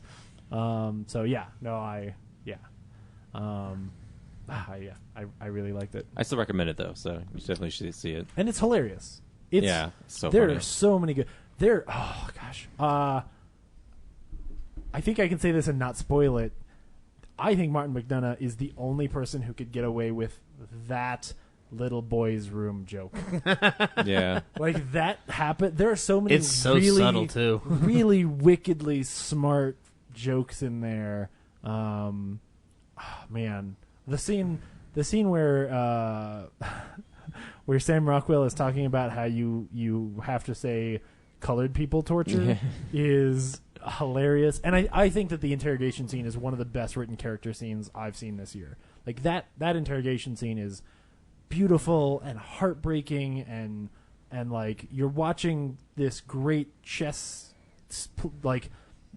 conversation where he's like trying to get one up on her, and like, you know, there's this power dynamic going on, and then it just breaks and becomes a beautiful moment. And all of Woody Harrelson's letters are just like writing gold. Yes, everything Woody Harrelson says is just amazing. Let's wait till we've all seen that, because like one of his 'Cause letters is it's one of so my hard to favorite talk opening about. lines in the letter. Is It's so hard to talk about. Man, it's so not what you think. Yeah, this movie was sold correctly to get people inside so that they watch something meaningful. This is one of the best films of the year, absolutely, hands down. My dad calls it the swearing movie because of the trailer. He's just like, "Oh, we're gonna go see that swearing movie." I've called it Girl Gran Torino. Yeah, but no, it's funny. I love what it has to say about grief. I love what it has to say about how we deal with that grief. Yeah. And it's a very. There are times when it's a very tough watch for from multiple points of view, and McDormand's great in it. Obviously, Rockwell's amazing in this film. This is something that deserves. Sam Rockwell kind of goes without saying. He's like pretty great in everything. You know what I mean? Like he's one of those guys you watch. Like, he's really good in this. Right, but this is a different. Level. This is like something that needs to. This is something that like. You've got to watch it. It's like it's a very like it has a lot of relevance to today in a weird way. You know, he wrote this script 8 years ago. I know. That's when what I saw that, me. I was like, holy, because it is so you almost feel like he's too on the nose with like current topical things, and then you find out like, oh no, this movie was written right after Obama went into office, and you're like, oh. Well, then he's clearly not trying to be like topical. So obvious. Yeah. If anything, it's kind of like it's clashing a teeny bit. Was that a scene where he goes and beats up the advertising guy? Was that all one shot? Yeah. Yeah. That's pretty nuts. And you don't. It's a really good oneer because you don't notice it until like. I think does it cut then, or does it? I think he goes all the way downstairs. Yeah, he leaves the police station, goes all the way up to the advertising agency, and then comes back down. Yeah, and then the new police chief is waiting for. Yeah, and I can't. You can't spoil it, but like Peter Dinklage has one of my favorite monologues in the film. Oh, it's good. I think it's a great monologue. It's a wonderful. And he's so adorable. He's just a badass, man. I don't mean because he's small. No, his character is adorable the way that like I held a ladder for you. The guy guy who tries to date Frances McDormand in Fargo is adorable, right? Like he's just man. But unlike the guy in Fargo, this guy's not pathetic. He's actually very like I can't talk about it until everyone's seen it. Yeah, it's but I love the hell out of this film. I need to go back and watch Seven Psychopaths and In Bruges because I like Martin McDonagh's take on stuff. Mm-hmm. Yeah, it's great. I'll be going back again many times. Yeah. Cool. Yep. And other than that, I've been playing Super Mario Odyssey finally, and it's so good. It's pretty good. Yeah. James? I have 385 moons. Nice.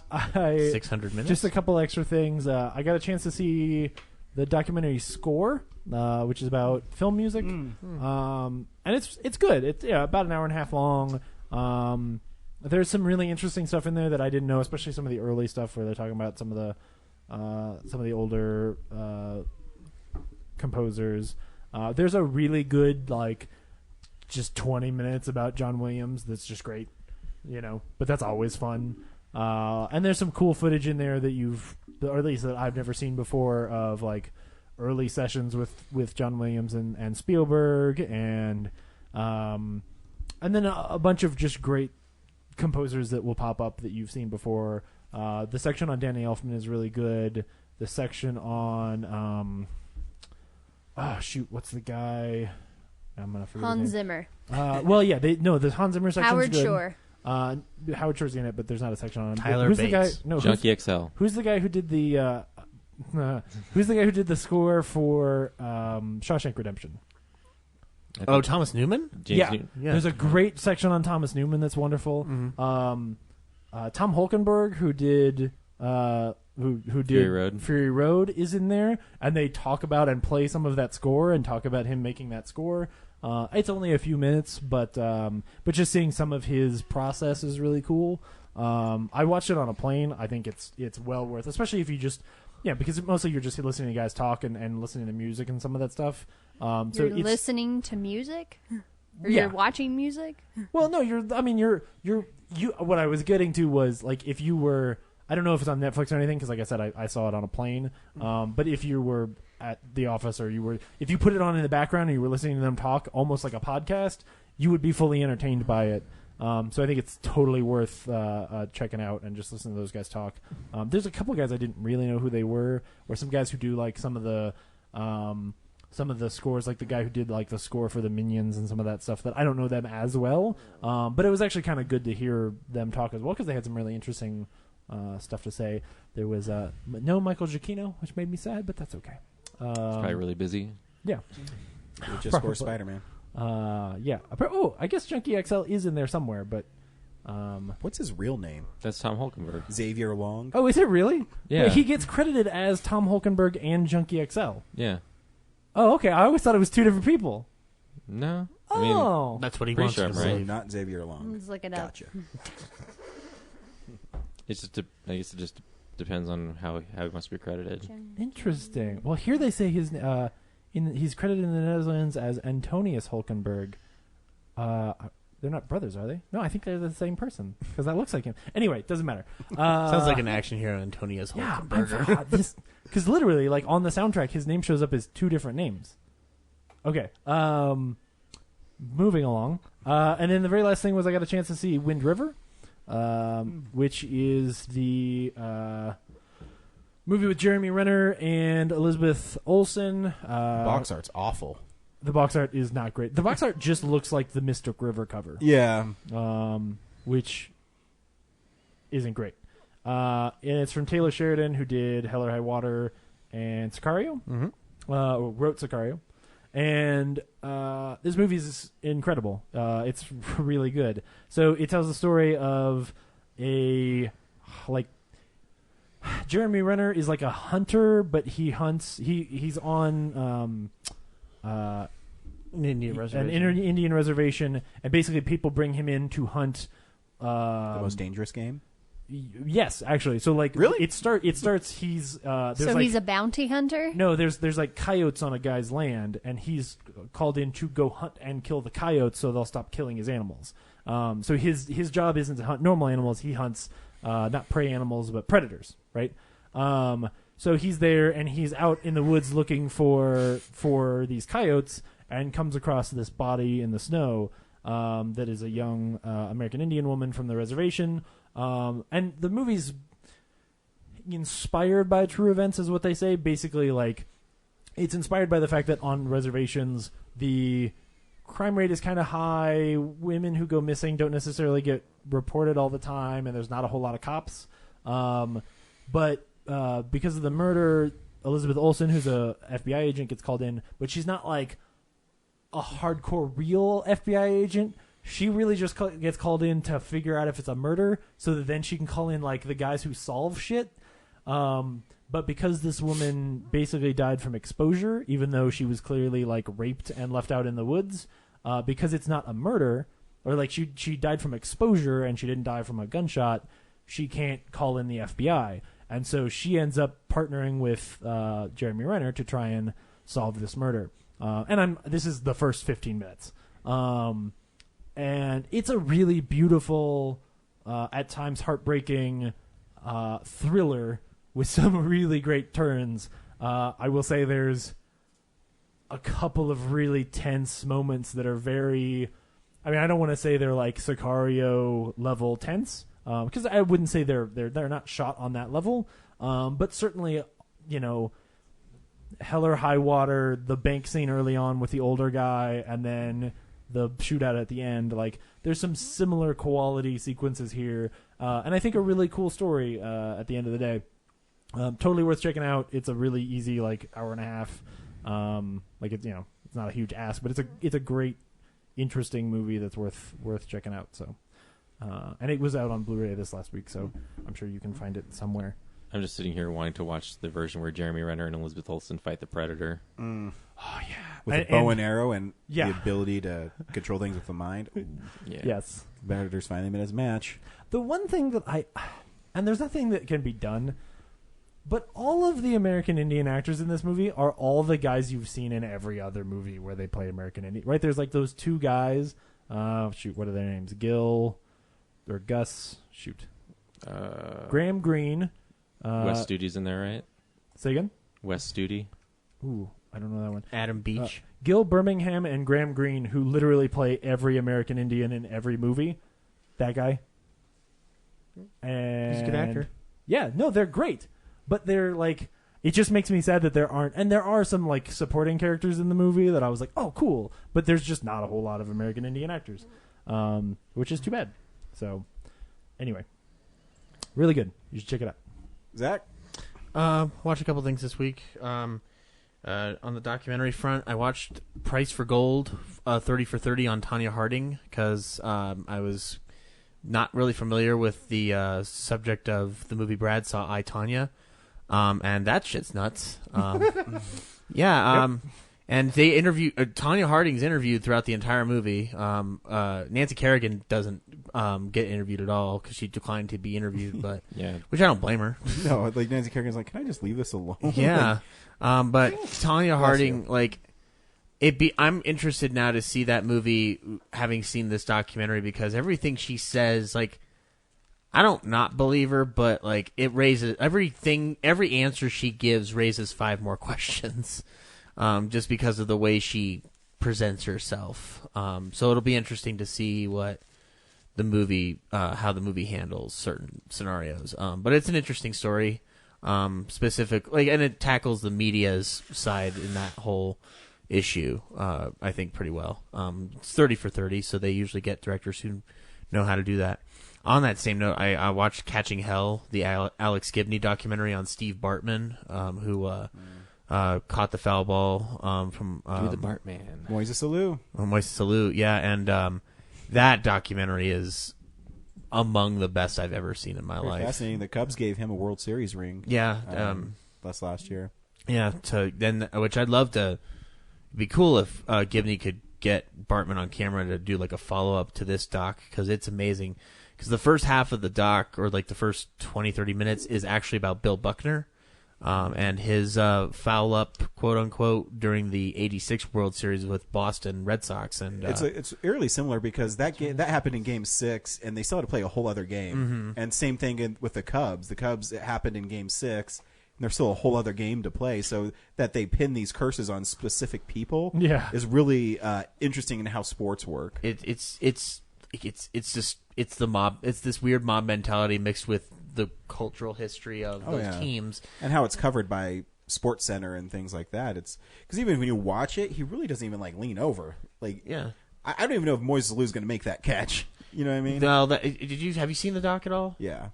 There's that cool, like, I don't know how accurate it is, but they apparently like digitally removed everyone except for Moises Alou, and they confirmed that he probably could have caught it, but like Bartman's not the only one grabbing for it. It's a bunch of other people grabbing for it too. Yeah. But they showed a bunch of other clips from other chances that the Cubs had. Like, one of them was like they were doing good, they're on their stretch, and then a black cat like ran out into the field, which I was like, that's adorable. Like, yeah, you're gonna lose, but that's adorable. But what's fascinating is like the media reaction, the way everything was hyped up. Like, it's this weird thing on public shaming that like it just like we got to have a scapegoat, literal scapegoat, and so it was a fascinating doc. It was definitely worth purchasing from 30 for 30. I love 30 for 30. Like, I think it's a great series they do. It's the only real way I can get interested in sports beyond hockey, and like even then I haven't caught up on hockey lately. So, but if you haven't seen OJ Made in America, that was 30 for 30s. Like, you should check that one out. I also did my yearly rewatching of Grizzly Man, directed by Werner Herzog, because every year, at least once, I like to yell at the television because that movie frustrates the hell out of me. You want to be the 80-year-old guy at the movies? What's he doing that for? That hat is so fucking important to this expedition. This is so. I explained like to a friend of mine where I was like, I don't like. I get why the guy does what he does. He's a lonely, recovering addict, quote unquote, who's trying to find some kind of world of peace with himself. But don't fuck with the bears. And don't poke the bear. Don't taunt the bear, Timothy, please. And like, also, I love Werner Herzog as like I love him as a filmmaker, but I love him even more as a narrator of his own documentaries. Because he gets like really like high on his own shit, and but like I love like just near the end it's like and of all the faces of all the bears, so it's a great doc. It still holds up. No, I think it's a good documentary for sure. Yeah, I do agree with him. Like, there's really no need to play the tape, but it is like one of those things where he holds back and it's like shit. I'm sure she burned it too, so it's irrelevant at this point. But yeah. For the record, we shouldn't listen to the tape. Yeah, no, I'm in that boat too. You just have like this you're like there's that voyeurism that makes you want it. Yeah. But the right thing for humans is to not hear the tape. I agree. I feel the same thing about like Steve Irwin and stuff. Do you really need to see that stuff? No, you don't. No. But like the way. I would say this: the way Herzog. Stop laughing, Brad. I'm trying to remember. Was there a Family Guy joke where someone gets stabbed in the chest with a stingray? Probably. Yeah. I don't remember. Though. It's the way Herzog pulls it from you because he's clearly listening. He teases you with it. Yeah, he's dangling it in front of you. Oh, this is so terrible to hear. I'm confused. So, do you know the story of Grizzly Man? No. Okay, my bad. Grizzly Man is the story of this man, part bear. All evil. Is it Grizzly Adams? No. Timothy Treadwell was a bear hippie enthusiast, right? Who not an ecological expert or environmentalist of any kind. He's a bear enthusiast. He was a camper. Camper who went out to federally protected wildlife. He was to I guess provide further protection for the bears on already federally protected land. He would document himself going out and spending time with these bears, and then he would do all of this actually pretty good work about like he'd make these videos and then go and like talk to kids about bears and like was trying to spread word. To protect never animals solicited and a stuff. fee or anything like that. Started his own. Like some of what he was doing was really nice. Like there's a side to Timothy Treadwell that is like a good guy. But so this was a real person. Yeah, as with everyone who is a manic depressive, he's also got a not great side to him. He's a little misguided at points, and there's a lot of narcissism that pops out in his character. But Werner Herzog did a documentary assembling the footage that he shot. But the catalyst for the story is that Timothy and his girlfriend were eaten by a bear. Like in 2002, 2003. Yeah. And part of the documentary deals with people reacting to his death. And like Timothy's ex-girlfriend gets the watch that Timothy was wearing when he was eaten, and it's still running, and it's all this kind of like crazy nonsense. It's a beautiful piece of cinema, but it's also a very frustrating piece of cinema. Yeah. Because just from my personal opinion is like, you know, like I get it, man. You're trying to find some semblance of happiness after like drowning yourself in booze and pills or whatever, but don't fucking taunt the bear. You know, like those are animals. Like they will hurt you. And like there's a lot of people who make the same point. But I love at the same time how his heart is in the right place. So, but like I say, I watch it every year because it gets the most emotion out of me out of anything during the year, and I like to. So it's cathartic for you. Yes, very much so. It reminds therapeutic. Me. It reminds me every year, Zach. You can lean over the edge, but don't walk out onto it like you're Wile E. Coyote. So, anyway, I was trying to find a BBC show to watch for whatever reason, and I found Vicious. with Ian McKellen and Derek Jacobi, and it's a sitcom, and it's cheeky fun, to use a British expression.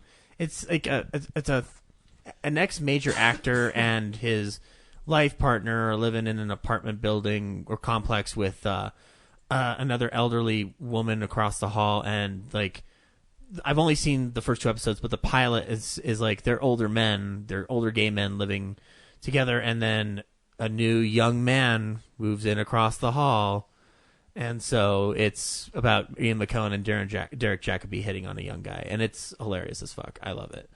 I watched Mr. Holmes again, and I love the fuck out of that movie.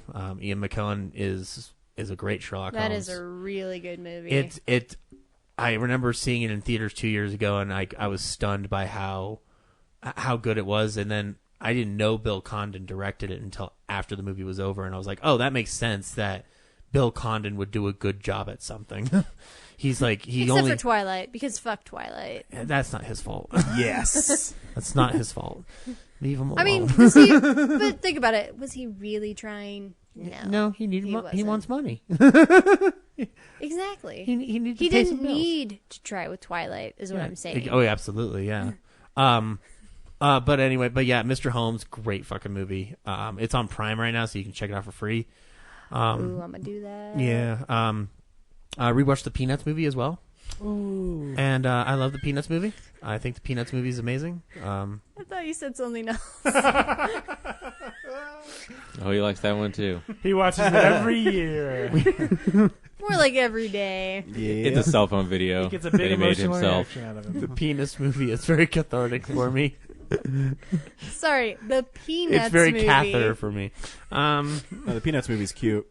I love just the way the animation's stunning and whatnot, but like I remember when the first trailer came out for it, and I wasn't the most excited for it because it felt too commercialized. But like you watch that movie, like it's on point with everything that Schultz would have written.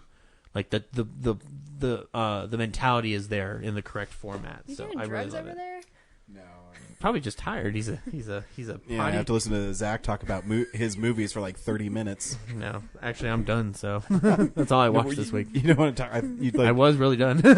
Trailed off. He's there sitting on, over here talking about bears and bear penises and. Yeah, man. But in all the What else is penises new? and all the bears, I find no kinship with this bear penis. What the fuck? Werner Herzog narrates porn. I'm going to make that a reality at some point. I watched just a few things these last couple of weeks. Watching War for the Planet of the Apes on 4K is pretty amazing. Ooh. We get it. You have a 4K TV. No. Move on. the CGI that it's created by motion capture and that you spend the whole movie following these motion captured characters is pretty amazing. There's barely any humans in that movie. I forget. Keep forgetting. Except for Woody Harrelson. So the movie's really great. It's one of my favorite of the year. I also when I was young, I loved this movie called They Call Me Bruce, and it's this really like hokey kung fu movie. You described it before sometime this year. Yeah, so it came out on Blu-ray, which blows my mind because it's like not a great movie, but. So this guy in it, he looks like Bruce Lee, and everyone calls him Bruce, but his real name isn't Bruce. And there's like goofy lines. This one girl wants to be his girlfriend, and she says, "I've never made love to an Oriental man." And he says, "Neither have I." It's really stupid shit like that, but it's really funny. It's a PG movie, so it's all like goofy humor like that, and him training to be like Bruce Lee and just like destroying his house. It's totally stupid, but I really like it. It's fun. I watched The House, which is the Will Ferrell, Amy Poehler movie. Mm-hmm. It's actually pretty funny. Jeremy Renner is featured pretty heavily in the like marketing, and he's in it for like 3 minutes. If you look at like he's in like he's on the back cover of the Blu-ray. He's weird. mentioned in it, and he's in it for like 3 minutes. Remind me again, what's the premise? So they Will buy a Ferrell's- house. Yeah, no. Will Ferrell and Amy Poehler's daughter is going to college, and they don't have any money, so they open a casino with. God, Jason Mantzoukas. Thank you. He's like in everything now, and I can never remember his name. He's really great. Rob Rafi. Yeah. He's really funny on How Did This Get Made? It's a podcast. Is he? Okay. What's up, jerks? He's really great in it. He kind of steals the movie, but they also have really... He usually does. Yeah, they have these really funny bits where you can tell they're just still going. I mean, there's just... He has this gambling problem, and so Will Ferrell and Amy Poehler go over to his house, and him and his wife are like arguing and screaming at each other, and they're standing in like the living room, like they're not there, and I forget what he says. I don't know. You have to watch it. It's a really funny movie, though. It's better than I thought it was going to be, to tell you the truth, because I didn't think the trailers are that funny. But sometimes when you're bored and you just want to watch something, that's what I watched. So it's not Money Pit with Will Ferrell and Amy Poehler. No. Okay. Close. And the last thing I rewatched is I rewatched Free Fire with Brie Larson, and that movie's still pretty fun, and a bunch of other people, but most importantly, Brie Larson. Yeah, she's pretty great in it. It's really unusual because the movie is about 30 minutes of a setup for selling of guns between two people, and then it takes place in real time. It takes place in real time, and then it's a shootout for the last hour and like 10 minutes. Armie Hammer's really great in it as kind of the suave, good-looking dude. And each they're just, it's a funny movie. I really like it. You know, at one point he was up for playing Batman, and if Ben Affleck doesn't want to do it, maybe give him a call. Yeah, I thought Jake Gyllenhaal was like the gonna rumor take it floating over around now. right now. Yeah, he is. Really? Yeah. Yeah. Well, that's what I heard. The rumor was that if Ben Affleck hadn't done it, that was who they were talking about. Wasn't it? But like. What's that? There was a Family Guy gag where it's like Jared Leto, Jake Gyllenhaal. Yeah, it's like someone else Jeopardy. Yeah, it's like a Family Feud, and it's like, was it? I'm really sad, but oh fuck, it's great though. It's which Jared is it? Look like you're always tired. Jared or Jake? Yeah. But yeah, it's fun. Yeah, so I about this time of year I start rewatching movies from this year to see where they kind of fall towards the end of the year for me. Some Explosion's coming up. Yeah, not that far away. Yeah, Free Fire's teetering on mine because it's pretty fun to watch. It's free on Prime, so I might check it out this week. You should. Yeah. Yeah, that's what I watched. You'll have to go see Murder on the Orient Express. I know. Ryan. I got to get that in. I got to find a way to fit all this in. Have you read it? Do you know how it ends? Yeah. Oh, okay. I've seen the 74 movie too. 74, 73? Something like that. Something like that. I've seen that one. 74. But yeah, I've read it too. I really like Agatha Christie. I got into her because I heard Friday the 13th is somewhat based on 10 Little Indians, which is... You need to watch that, and then There Were None miniseries I was talking about last week. Okay, you would cool. love it. Sweet, I'm down. Yeah, because I think she's a great writer. I think she's, even from stuff from like the 30s, has great... her characters are really well When written. she's not being racist. Yeah, I mean...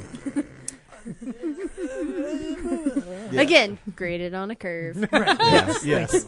I forgive stuff from back then, as long as it's not, super crazy. Excuse, not forgive. Excuse. Yes. You should listen to the Dead Authors podcast with Agatha Christie. Yeah. It's really funny. Yeah, so that's what I watched this week. Cool. I had fun. And I'll just say, I really hope Ben Affleck does a Batman solo movie. That's my... Yeah. And it's almost like people want him not to be Batman, but they always say how good he is as Batman, and those rumors always spread. And he's never really said that he's not going to do it. I think it's just... I don't know where those come from, honestly. Yeah. I don't know. Anyways, speaking of which, this week on Real Nerds Podcast, we saw Justice League. Did we not do the Alamo Drafthouse thing?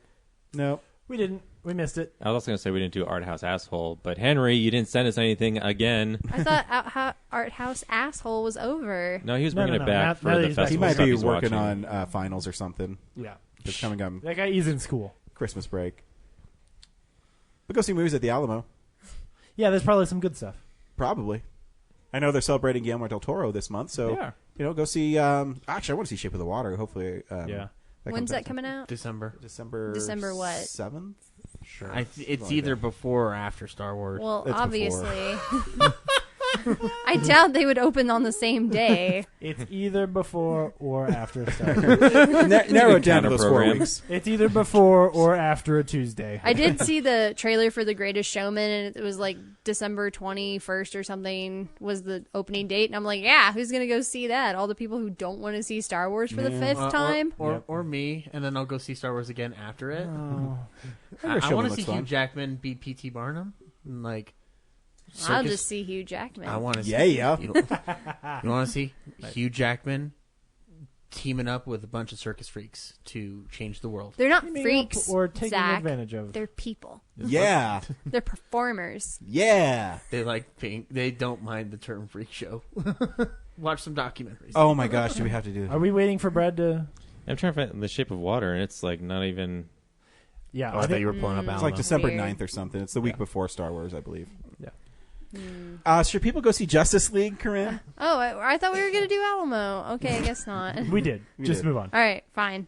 Kind of similar to last week. Go see it if you want to. I don't care. It's not. I think if you don't like any of the DCEU movies, you're not going to like this one. If you're already a DC fan, I think you'll enjoy it. So, do what you want, people. Yeah. Zach? No. God, it's like the Jeffrey Dean Morgan of our podcast. No, don't go see this movie. It's garbage. Brad? So on Thursday I saw it and I had one opinion of it, and then I got to see it a second time on Saturday morning, and I wasn't critiquing it as hard the second time around. It's a very fun movie. The characters are entertaining. Yes. Well, we'll get there. We'll get there. Let him finish. This is my opinion. Yeah, the characters are fun, but like the humor is really, really good. But I was telling everyone, it's the perfect movie by focus group because it has like this dual tonality of Zack Snyder's epic, but also all of the corrections that the fanboys wanted in the Justice League made at the same time. So like there's these two competing things going on, and then it also feels very exhausted. Like there's not a ton of those dynamic Snyder visuals. A lot of the movie feels like it's been reshot on a green screen. I'd say it's still worth seeing because I think it's a lot of DC climbing out of a hole that they've dug, and they're almost out of it. I think as long as they got to ditch something, either the visuals have to change, or they go all in, or they stick with I like Man of Steel a lot, and I liked how it explored mythology and people's dependence on heroes and stuff like that. And those kinds of ideas are stripped entirely out of this movie. It's a straight up point A to point B, fight the villain, get on to the next movie. So, James, nobody picks on Brad when he over-explains his opinion. I actually really had a good time with this movie. No, I didn't. This movie's really boring. It's not terrible. Like, there's actually a lot of really good parts in it. I think there's some character scenes that are good. But I would agree with pretty much everything that Brad said. I think there's a lack of passion in some of the filmmaking that even things that I loved in Man of Steel just aren't here. But on the other side, the nice thing is that I wasn't confused or frustrated by why anything was happening, because the story is so simple that I was like, oh, all right, well, this is why we're here and what's going on. So I'm not yelling at the screen, but I'm also not super into it. I feel like it takes a long time for them to do very simple things. But by the end, I was like, oh, okay. And then we'll talk about why Ivan Ooze is in this movie later. But Ryan? This film was hard for me because every time I felt I was being taken out of it, I would be sucked back in. And I think that's a lot because I could actually pinpoint Joss Whedon in it. And I think it's because I know him so well. And I watch so much of his stuff. But there would be parts where I'm like, okay, this is kind of dragging for me. And then I'd be sucked back in with a line with Batman. He says to Wonder Woman, I spent $2 million on the security, and she says, yeah, it looked expensive. Yeah. Like stuff like that I love. The villain is whatever. And I think, again, I've said this with Batman, Superman, is these characters have not earned some of this stuff. Right. Where Marvel went a different way. It's like, okay, yeah, Ant-Man wants a movie. You don't have to explain why he's in Civil War. Right. Aquaman is fun, but I had problems. There's inconsistencies in his story. And I'll talk about it in the spoiler part. So, yeah, I do think you should see this movie. I actually had fun in the movie, and it got me back. One of the tag scenes, I'm like, oh, that's totally Joss Whedon. And then I think the second tag scene was really fun. And that's my frustrating thing with DC movies is there's parts of them where I'm like, oh my gosh, what are they doing? And then I'll be sucked right back in. And when I mentioned earlier, I think Affleck is a great Bruce Wayne in Batman. I think he needs his own movie because he has moments in here. I'm like, oh, it'd be cool if he could be focused. But there's also times when I'm seeing them fight Steppenwolf. I'm like, he's really out of place. Yeah. Because of who he is. Not because of the actor or because of Batman. It's like, well, they're fighting a guy he can't stop. And so he's going to shoot a gun at parademons? Out of place. That's like I was saying before about it feeling like an exhausted movie. Like they have all these great, amazing characters, and this movie feels like they don't know what story to put them in. Agreed. Yeah. Here's a trailer for Justice League. Excuse me.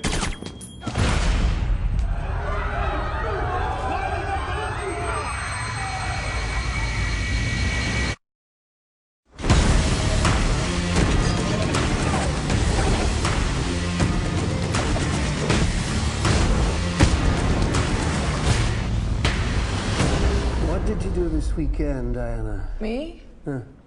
Nothing very interesting. The world remains in mourning after the death of the Superman. What we're saying is a crime wave around Lex Luthor, the Arkham Asylum. And where is the Gotham Bat? The mass vigilante has been a no-show. They said the age of heroes would never come again. It has to.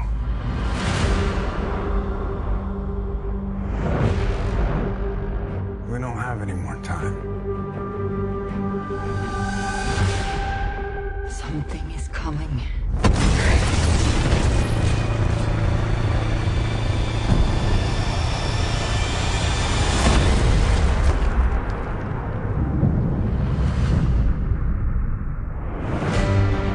No protectors here.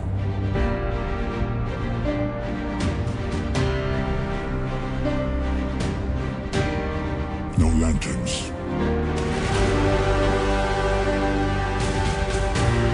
No Kryptonian.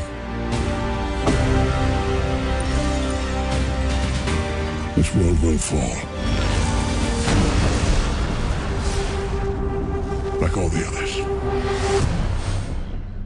One misses the days when one's biggest concerns were exploding wind-up penguins. This is crazy. Honestly, I think we're all gonna die. Each of us, in some way, is held back. Don't engage alone. We'll do this together. It's really cool. You guys seem ready to do battle and stuff, but I've never done battle. I've just pushed some people and run away.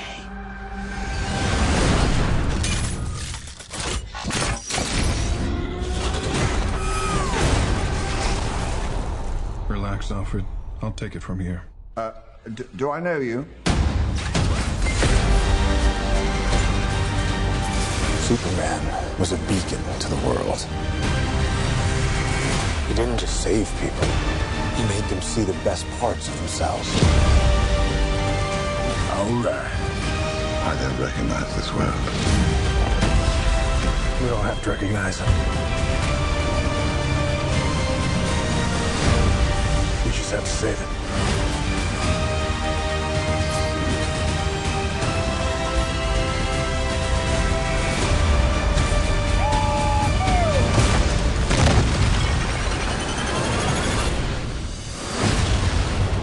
How many of you are there? Not enough. Do you really think that... Oh, wow, they really just vanish. Huh? Oh. That's rude.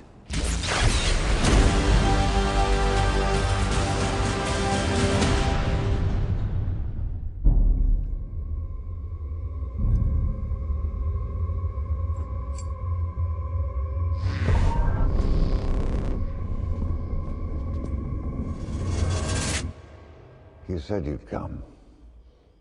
Now let's hope you're not too late.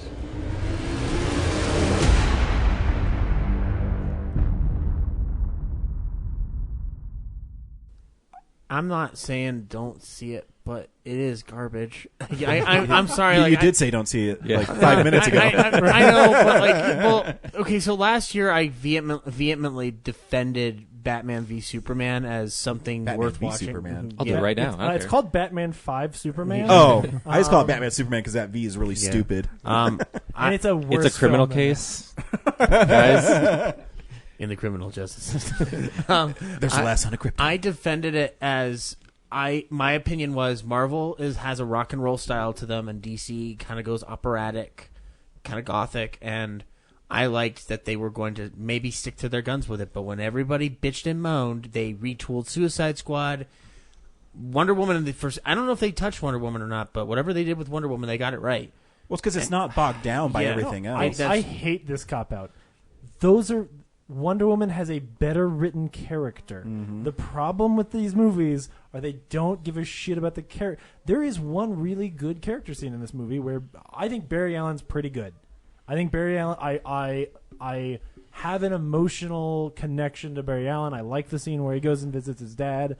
I get a sense of him wanting to be impressive but not feeling like he is and not knowing how he can help. Like, that's a character that even as a small side character with as much screen time as a Hawkeye in a, well, not in Avengers 1, but in Avengers 2, like with a small amount of screen time, I get to like that character.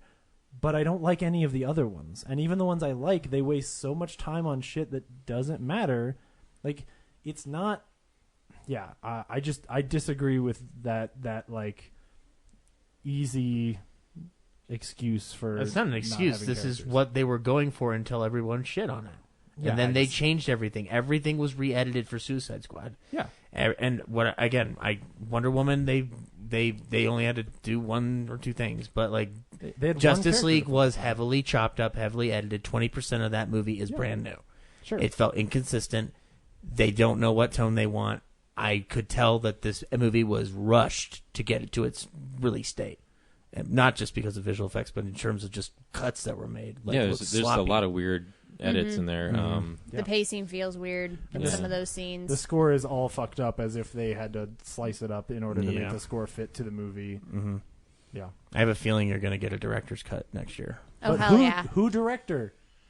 Like, Justin Ultimate even put his cut. name According on to it. the news, Zack Snyder hasn't even seen the movie, so he doesn't even know how it looks. Right. Yeah, I appreciate Joss Whedon's like humor added to it, but I still want to see Zack Snyder's version. No, I agree. I think narratively, Well, didn't they? I mean, they had like the whole preview clips of Bruce Wayne going to recruit all of them with the little jokes and stuff. Yeah. And that was way before that Joss Whedon came that was on. Snyder. They were clearly doing some. but I feel like that, like the grave robbing scene, might be a Whedon edition. Yeah. I think Yeah, and I think too because Superman's whole resurrection feels like it's been redone. Yeah, well, I actually think one of the biggest moments when I could tell it's a Whedon rewrite is the scene that Batman has with Wonder Woman, and he's talking about Steve Trevor. To me, that feels like a Joss Whedon moment. Yeah. Because it's more... Zack Snyder's a great visual filmmaker. I think sometimes he misses character beats a lot, and that let the characters kind of be the characters. And I like the idea of Batman being a jerk to inspire him, and his reasoning behind it where he's like, I'm not the person they need. And it was the first time I was like, okay, I kind of miss Superman. Yeah. Because I think Henry Cavill is good. I do. I miss, because when I did my comic book thing, I missed the Superman where he's happy. I miss that good Superman. Well, good news, Ryan, because he's in this movie. He's not really in this movie. No, but he does have... I think the scene He's in it. I think the scene with Lois Lane at the farm is pretty good. No. No? No, it felt weird. Yeah. Yeah. First of with all, Lois Lane, it looked weird. I was confused the first time I saw it because I thought like they ended the scene they said like, "Hey, did you call Martha?" Like, no, I thought you did. And then she just showed up, and I was like, no one called her. And then Martha got, which by the way, Metropolis to Kansas, how long? No, I thought the exact same thing. What's the logistics on this one? Mm-hmm. But the second time I heard the line, it was he says, "You called Martha," because he can hear the truck coming. Yeah, I was trying to tell you that the other day. I mean, I thought it was fine. I like when Superman's able to be Clark Kent. Yeah, when we fight Steppenwolf, it's great. That whole sequence to me of, which also is very much a not the Smallville, the sequence of them waking him up and then he's like weirdly angry for some reason and he's not angry. It's not a great season 6 of Buffy. We bring Buffy back and she's angry because she was in heaven and you ripped her out of somewhere great. Like, there's not a great understanding of a motivation there other than like, I guess he doesn't remember who he is. And then Cyborg shoots him with a rocket because I guess he just does. Like, that sequence doesn't make a lot of sense, and then also makes the heroes look stupid because their whole goal is we have to make sure Steppenwolf doesn't get this box, and they do not give a shit about the fact that it has launched across the parking lot. And then once he gets the box, they take a timeout and they're like, well, we gotta let Superman heal up. I'm like, wait, he flies away. In the flashback, like, he got the boxes and it took minutes to start destroying the world, and they don't give it. And I was just like, and then they can get to Russia in like 2 minutes. And all of this feels like Zack Snyder DC movie. Like, that is all the weird, confusing, bogged down and dumb plot. But that gag with Superman seeing Flash, like, as he's trying to restrain Aquaman and Wonder Woman, he sees the Flash. Was good. That's a fun gag. That was really good. And I agree with Zach in one respect. Is I think what Zach was getting at is why Wonder Woman works is they kind of let it happen. They didn't interfere too much. Where in these ones you can see course corrections all the time, and it's like, just let him tell the story. It's not cohesive. Exactly. Yeah. You don't. And I think that's maybe the biggest draw back from the DC stuff, where the Marvel stuff is, it fits in a corporate thing, but they let, John Watts make Spider-Man. Or Taika do Thor Ragnarok. Exactly. They just let him do it. And then it either succeeds or fails. And but the movie ends up betraying itself because it doesn't even, it doesn't actually, I think, bring its main theme to a close of Superman's dead, hope is gone, and that creates this opportunity. And then at the end, there is that quick little scene, but there's no real emotional weight. There's the quick little scene of Wonder Woman is getting involved now, but I don't think there's great weight to that. No, I agree. Where, like I said, they don't earn it, and it's also confusing because I'm like, here's an opportunity. I thought it was obvious. I was like, oh, you have an Amazon army and an Aquanauts army who their job was to protect this box and they fucked up. And even though the whole world is on the line, they're like, here, Aquaman, go deal with this. Would you? Well, it's your job to go fix our shit. I thought they were going to show up at the end and be that sign of hope and basically say hey, even if there wasn't a Superman, there's a lot of big, powerful people who can protect us. And bring that hope back, and then they did. I was just confused. I was like, "Why are they not here?" Also, Clark Kent had a funeral. How are they going to explain that Clark Kent's alive again? I wondered the same thing. Oh, that's true. Oh, yeah. Also, I thought it was I didn't think of that. Absolutely stupid how all the Amazons went out like little bitches, and then 2 Atlanteans can hold Steppenwolf at bay for at least a few minutes. But I thought the choreography of that sequence was cool, especially the shot where she wraps it with the rope and the arrow and shoots that forward to the other women. Yeah. All of that stuff seemed cool, except for my biggest problem with this movie, which is everything that's looks CG. Like a video game. Actually, it looks worse than video games, and I don't even play video games. It looks like a God of War 3 cutscene. So and that's my biggest issue with the movie, because I thought the movie was fun. But is I didn't understand the Aquaman stuff, because they show these ancient things of him with the 3 mother boxes, but then they say he's never been to Atlantis and Mara doesn't even know who he is, and how did he never know knew Atlantis? Yeah, and I thought he just left. Maybe he only comes back to. No, it's like he was exiled or something as a baby. Yeah, and then he knows how to get there, but how did he know to go there? I also don't know. have it's weird. No idea what his powers are in this movie. I think he can swim underwater. Well, he but can he can talk also to fish. he can jump like Hulk. He's really So strong. He's extra human, so like he's stronger than a human is. He can jump farther than humans can. He can take a Steppenwolf axe to the chest, unlike everyone else. Are all Aquanaut people like that? Yeah. Or just him? Well, he's probably the strongest among them, but yeah, all Atlanteans they're kind of like Amazons, but they just live underwater. Okay. And it's like there's a line that says they were exiled to the bottom of the sea or something like that. So. Yeah. Well, it's like because his mom was the queen of Atlantis, but she had an affair with a surface dweller, and that's where he came from. And so she like left Hercules. him. She left him with his dad, so he was raised on land. And then he eventually, not in this movie, but he discovers his Atlantean roots and that he can breathe underwater and talk to fish and all that crap. Well, remember, he says he doesn't talk to fish. He talks to the water. Whatever. He can communicate with sea life. I mean, Batman said so. But yeah, I mean, I thought that this movie, like the first half of it, was very rushed and felt weirdly paced. And it's like, I know these characters and I know their backstories, but if someone came in just completely unaware of who the hell Aquaman is, what the hell is Cyborg about, obviously Batman and Wonder Woman are iconic enough, you kind of get the gist of them. But, and I didn't like the Flash in this version. I thought he was... I liked the Flash as the character, but this iteration where he's like awkward and weird and has problems socializing with people compared to the CW show where Barry Allen has like a bajillion friends and is one of the nicest guys and most personable people ever. And won't shut up about Iris. God, I fucking hate that show. Yeah, and it's kind of weird because they're raised together, but yeah. Anyway, but then, like, in that last third, when they are actually, like, fighting Steppenwolf in Russia, and especially once Superman shows up, I really did feel like this was a Justice League movie because it had enough of that wit and that heart and that humor. Like, when he shows up and, like, he and Cyborg are teaming up to separate the mother boxes, and when they, like, send Flash to go rescue the civilians and things like that. Like, that's when it really felt like a Justice League movie for me. That was a great joke where the Flash saved the family on the truck, and Superman flies by with the whole building. Like, that's pretty funny. Which also, to me, the whole I time thought I couldn't people help were but... running away. Why are they still in the building? I couldn't help but feel this, like, weird Zack Snyderiness to, like, there's one family in this whole town that we follow, like, that we've got to protect, and then, like, apparently there's an apartment complex full of people too. Yeah. But it's... And Batman's just shooting rockets at all the buildings. Yeah, like, it's a weird, again, like, just never feels realistic. I feel like there's so many fun... I love the beginning of this film with the video, the camera thing. I think that's a brilliant way to open that film to kind of inform you of what's going on with Superman's whole deal. And I actually love the opening credit sequence with the montage, like everybody knows, and like how the world is grieving the death of Superman.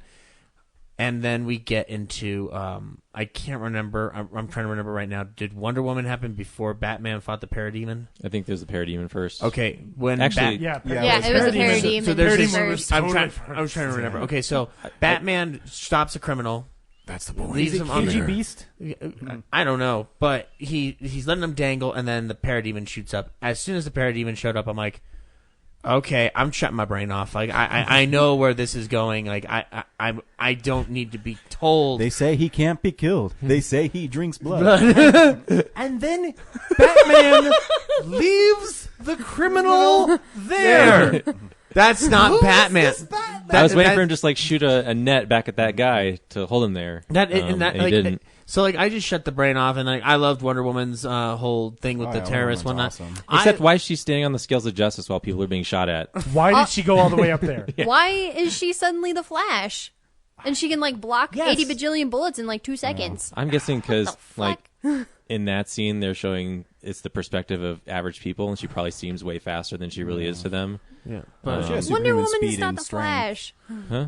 Yeah. Well, to humans, like when she's fighting Steppenwolf, like he's also fast, so like everything seems slowed like normal speed. Well, even remember in the movie, she's still deflecting bullets and stuff. Yeah. She does that. But the way it's shot is just very different than the way Patty Jenkins did it. Also, it feels more like realistic somehow because it's more of a Jedi thing, as if she knows where they're going to shoot.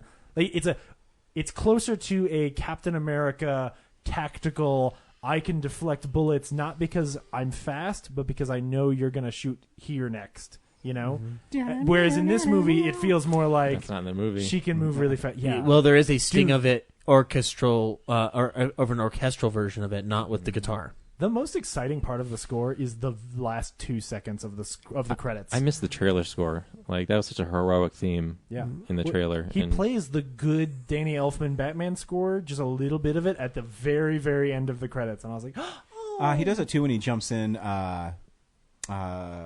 I think one of the things, and then when he appears for like on the statue for Gordon or whatever, yeah. He, in my opinion, abuses the John Williams Superman score in the Waking Up Superman. Yeah. I didn't even notice it. Yeah. It's very. It was subtle. the only thing I had to pay attention to because I had to watch that scene. So also in the tunnel, Barry gets shot in the leg, and then he suddenly doesn't have his powers anymore. So Batman has to carry him. I don't think he gets shot. I think he gets like shot, sprains his ankle or something. No, he got a hole in his. Like he took a laser, like a parademon laser shot to the leg. Like Batman's like carrying him to the whatever the Nightcrawler. I was like, why does Batman like he's still fast, right? And the greatest Easter egg in this is a dude who created Cyborg also created Skynet. Yeah, Joe Morton. Oh, the janitor. That's like the butler from Spider-Man 3. Oh yeah, we never found out what happened to him. Yeah. He was in the thing with Steppenwolf. So that poor science woman. woman. How did his wife know that he'd been kidnapped by aliens? So the scientist woman that there are no answers to your questions, Corinne. We can't help you. Steppenwolf snaps her neck, and then he just like throws away the janitor guy. Like poor woman. Yeah. Why'd she get like? Yeah. So his only it's racist. Steppenwolf's only interesting line is when he says like, "Why is everyone telling me they have families?" Like that's like a great meta joke. Yeah. Most of his dialogue is garbage. Yeah, like I'm a god. All praise to Darkseid. Yeah. All praise to Mother. And I'm like, if only Darkseid was in this movie. Yeah. He says his name once. I know. Which honestly, dumb. I'm fine with because most likely, I mean, from reading the tea leaves of what was done to this film, I think there was some other just nonsense to make the movie longer and talk about Darkseid that got cut out because it doesn't matter in this movie.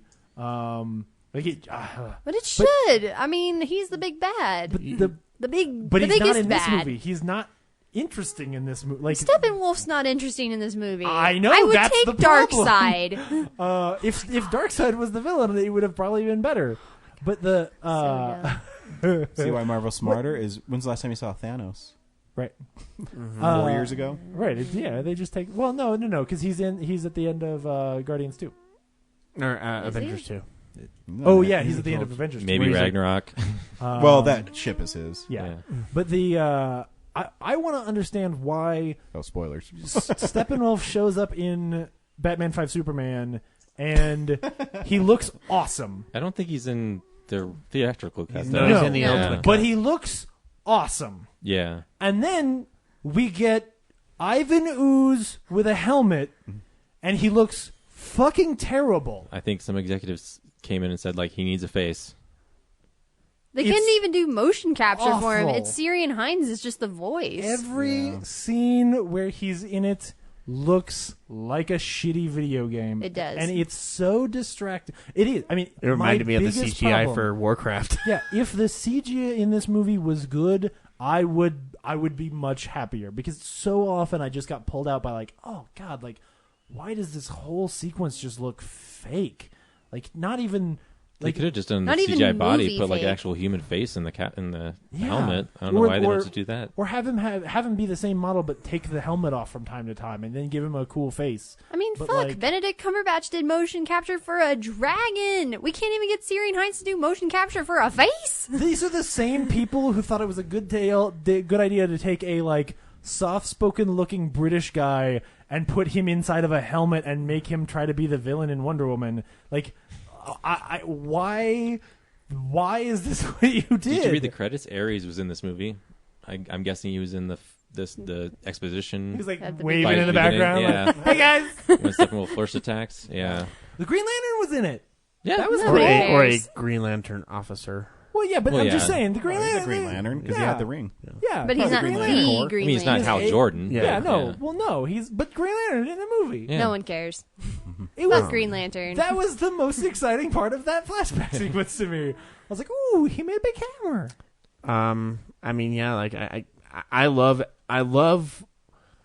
the potential of what I'm seeing, but again, like it just nothing pays off for me. And I will say though, I like the idea of J.K. Simmons as Jim Gordon and Ben Affleck as Batman. Like that dynamic to me sounds awesome, and I like that I at least get 2 scenes of that.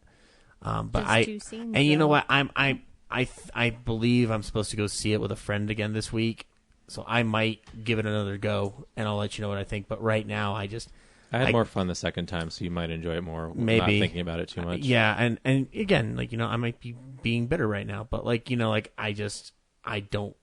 I want to see what it was supposed to be before the studio started butchering the shit out of this thing. I want to see this as the world is mourning Superman, and like a ton of crime has been inspired, and there's no otherworldly villain. It's just, how do we resurrect Superman to bring hope back to the world? Because even that, which apparently Superman's the only person who can give hope to the world. Yeah. Like, forget Wonder Woman or any of these other people. Well, Batman called Wonder Woman out on it. Yeah, like that. Or that even too. Little plot is pretty good. Yeah, I agree. Like maybe they can't get Superman back, and they realize like they have to be him. Yeah. Regardless, and then somehow he accidentally comes back, because the whole the Mother Box 2 thing, like within 5 seconds of Bruce Wayne figuring out that the Mother Box creates worlds. Hey, I haven't the first thing that pops in my head is let's use it to resurrect a dead man.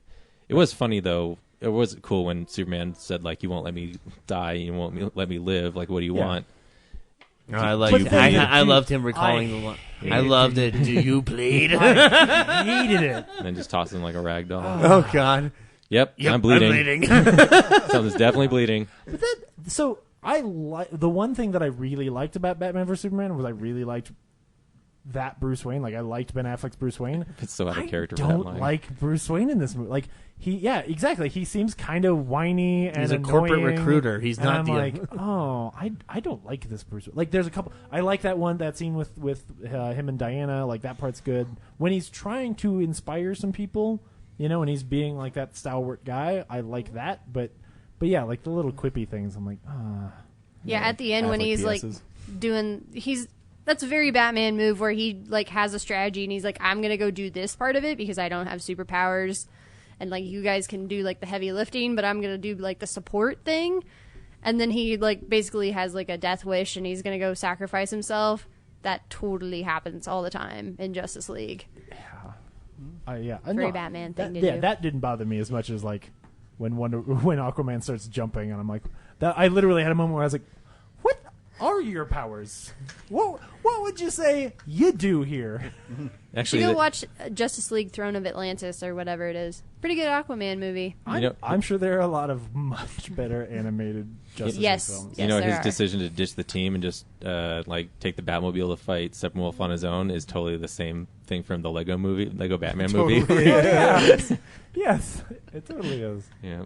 I feel like they could have done what they did in Justice League War and in the Justice League animated series, because in those iterations, the Justice League comes together because there's an alien invasion or something, but they don't know each other. I mean, maybe Superman and Batman know each other, but everyone else meets up as they're fighting, and so you kind of get these organic so wait, who are you? What are your powers? You're just a guy who dresses up as a bat. Really, that's it? And so I think that honestly would have been a little bit better than this weird, we have to assemble the team. And then all these, forced character introductions, and it was just... I didn't expect them to do any of that because they've set it up so much with the last film. I sort of expected that they were going to come at it from this standpoint of, between films... Batman and Diana have been researching and finding these people, and then all we were going to get is a really cool starting action attack thing where Steppenwolf shows up and they realize we need superheroes, we got to do this plan of ours, and then you just had 3 good Nick Fury scenes where somebody shows up and says hey, I need you. And if you had a really well written sequence a la Black Widow and the Hulk, I don't need Thor and the Hulk. I don't need Sunset, big guy. 35 minutes of getting the team together. That's part of why I was just so bored. Like, you know how it feels.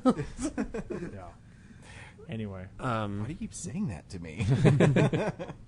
Sorry, I went on Thor Ragnarok. Yeah, that's a great movie. I still haven't seen it, so. It's great. You should check it out. Meh. It's fun. The characters are good. I'll wait till it's on Netflix. It won't be because. Okay, I'll wait till it's on Redbox. Disney It'll Stream. be You'll get on Disney Stream. Disney Direct to You or whatever they're going to call it. Have they named it yet? No, I don't think so. Disney Direct's a good idea. Disney Direct is good, yeah. Disney Direct into your brain. Yeah, I'll take it. Direct into your wallet, more like it. Out of your wallet. Yeah. You call it the mousetrap. Nice. You're right. You are going to take my money, aren't you? Really good. Speaking of Disney, next week our movie of the week is Coco. Yeah. Should be fun. Zach, were you going to say something? Oh, Up too late. Don't care. Damn. Savage. I know somebody, family friend who got to see it in Mexico because it released early down there, who said it is amazing. It's one of those where, like, we've talked about this before. Pixar, really? No way. Yeah, there's Pixar movies where, like, you see the trailer and you go, I don't know, I'm not that into it. And then you see it, like Ratatouille, right? And then you see it and you're like, holy shit, this is good. So that's where I am. Corinne, thanks for coming by again. Yeah. Always welcome. But seriously, was Zach going to say something? Oh, I was just saying I want to see a Rift Tracks version of Justice League. I want to see them tear it apart.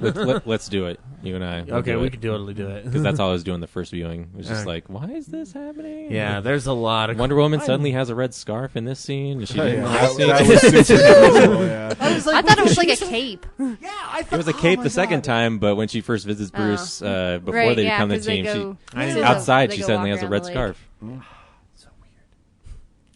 Yep.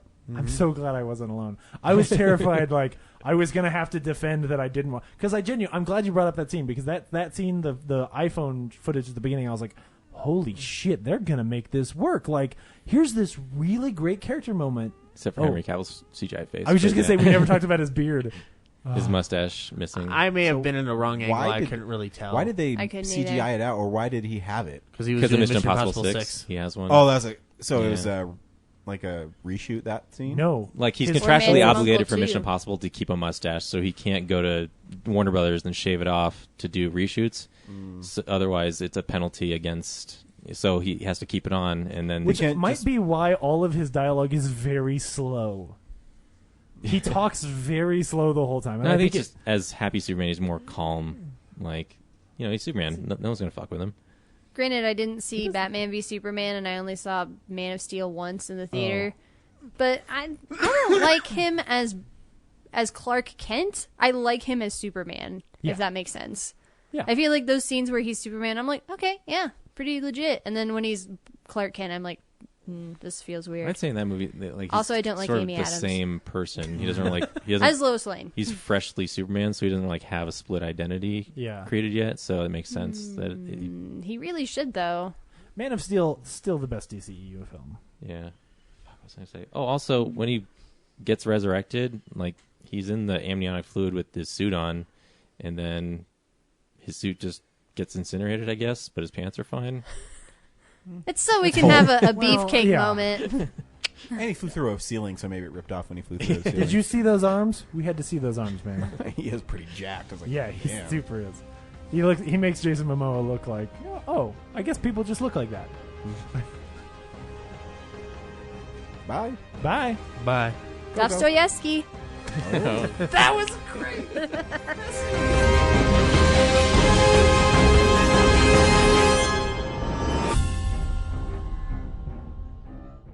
Real Nerds is a Nebulous Visions multimedia production. We would also like to thank Sparks Mandrill for our music. Additional music from Ben Sounds. Thank you to Alamo Drafthouse. Thank you to Colorado Coins, Cards, and Comics. And thank you for listening to the Real Nerds Podcast.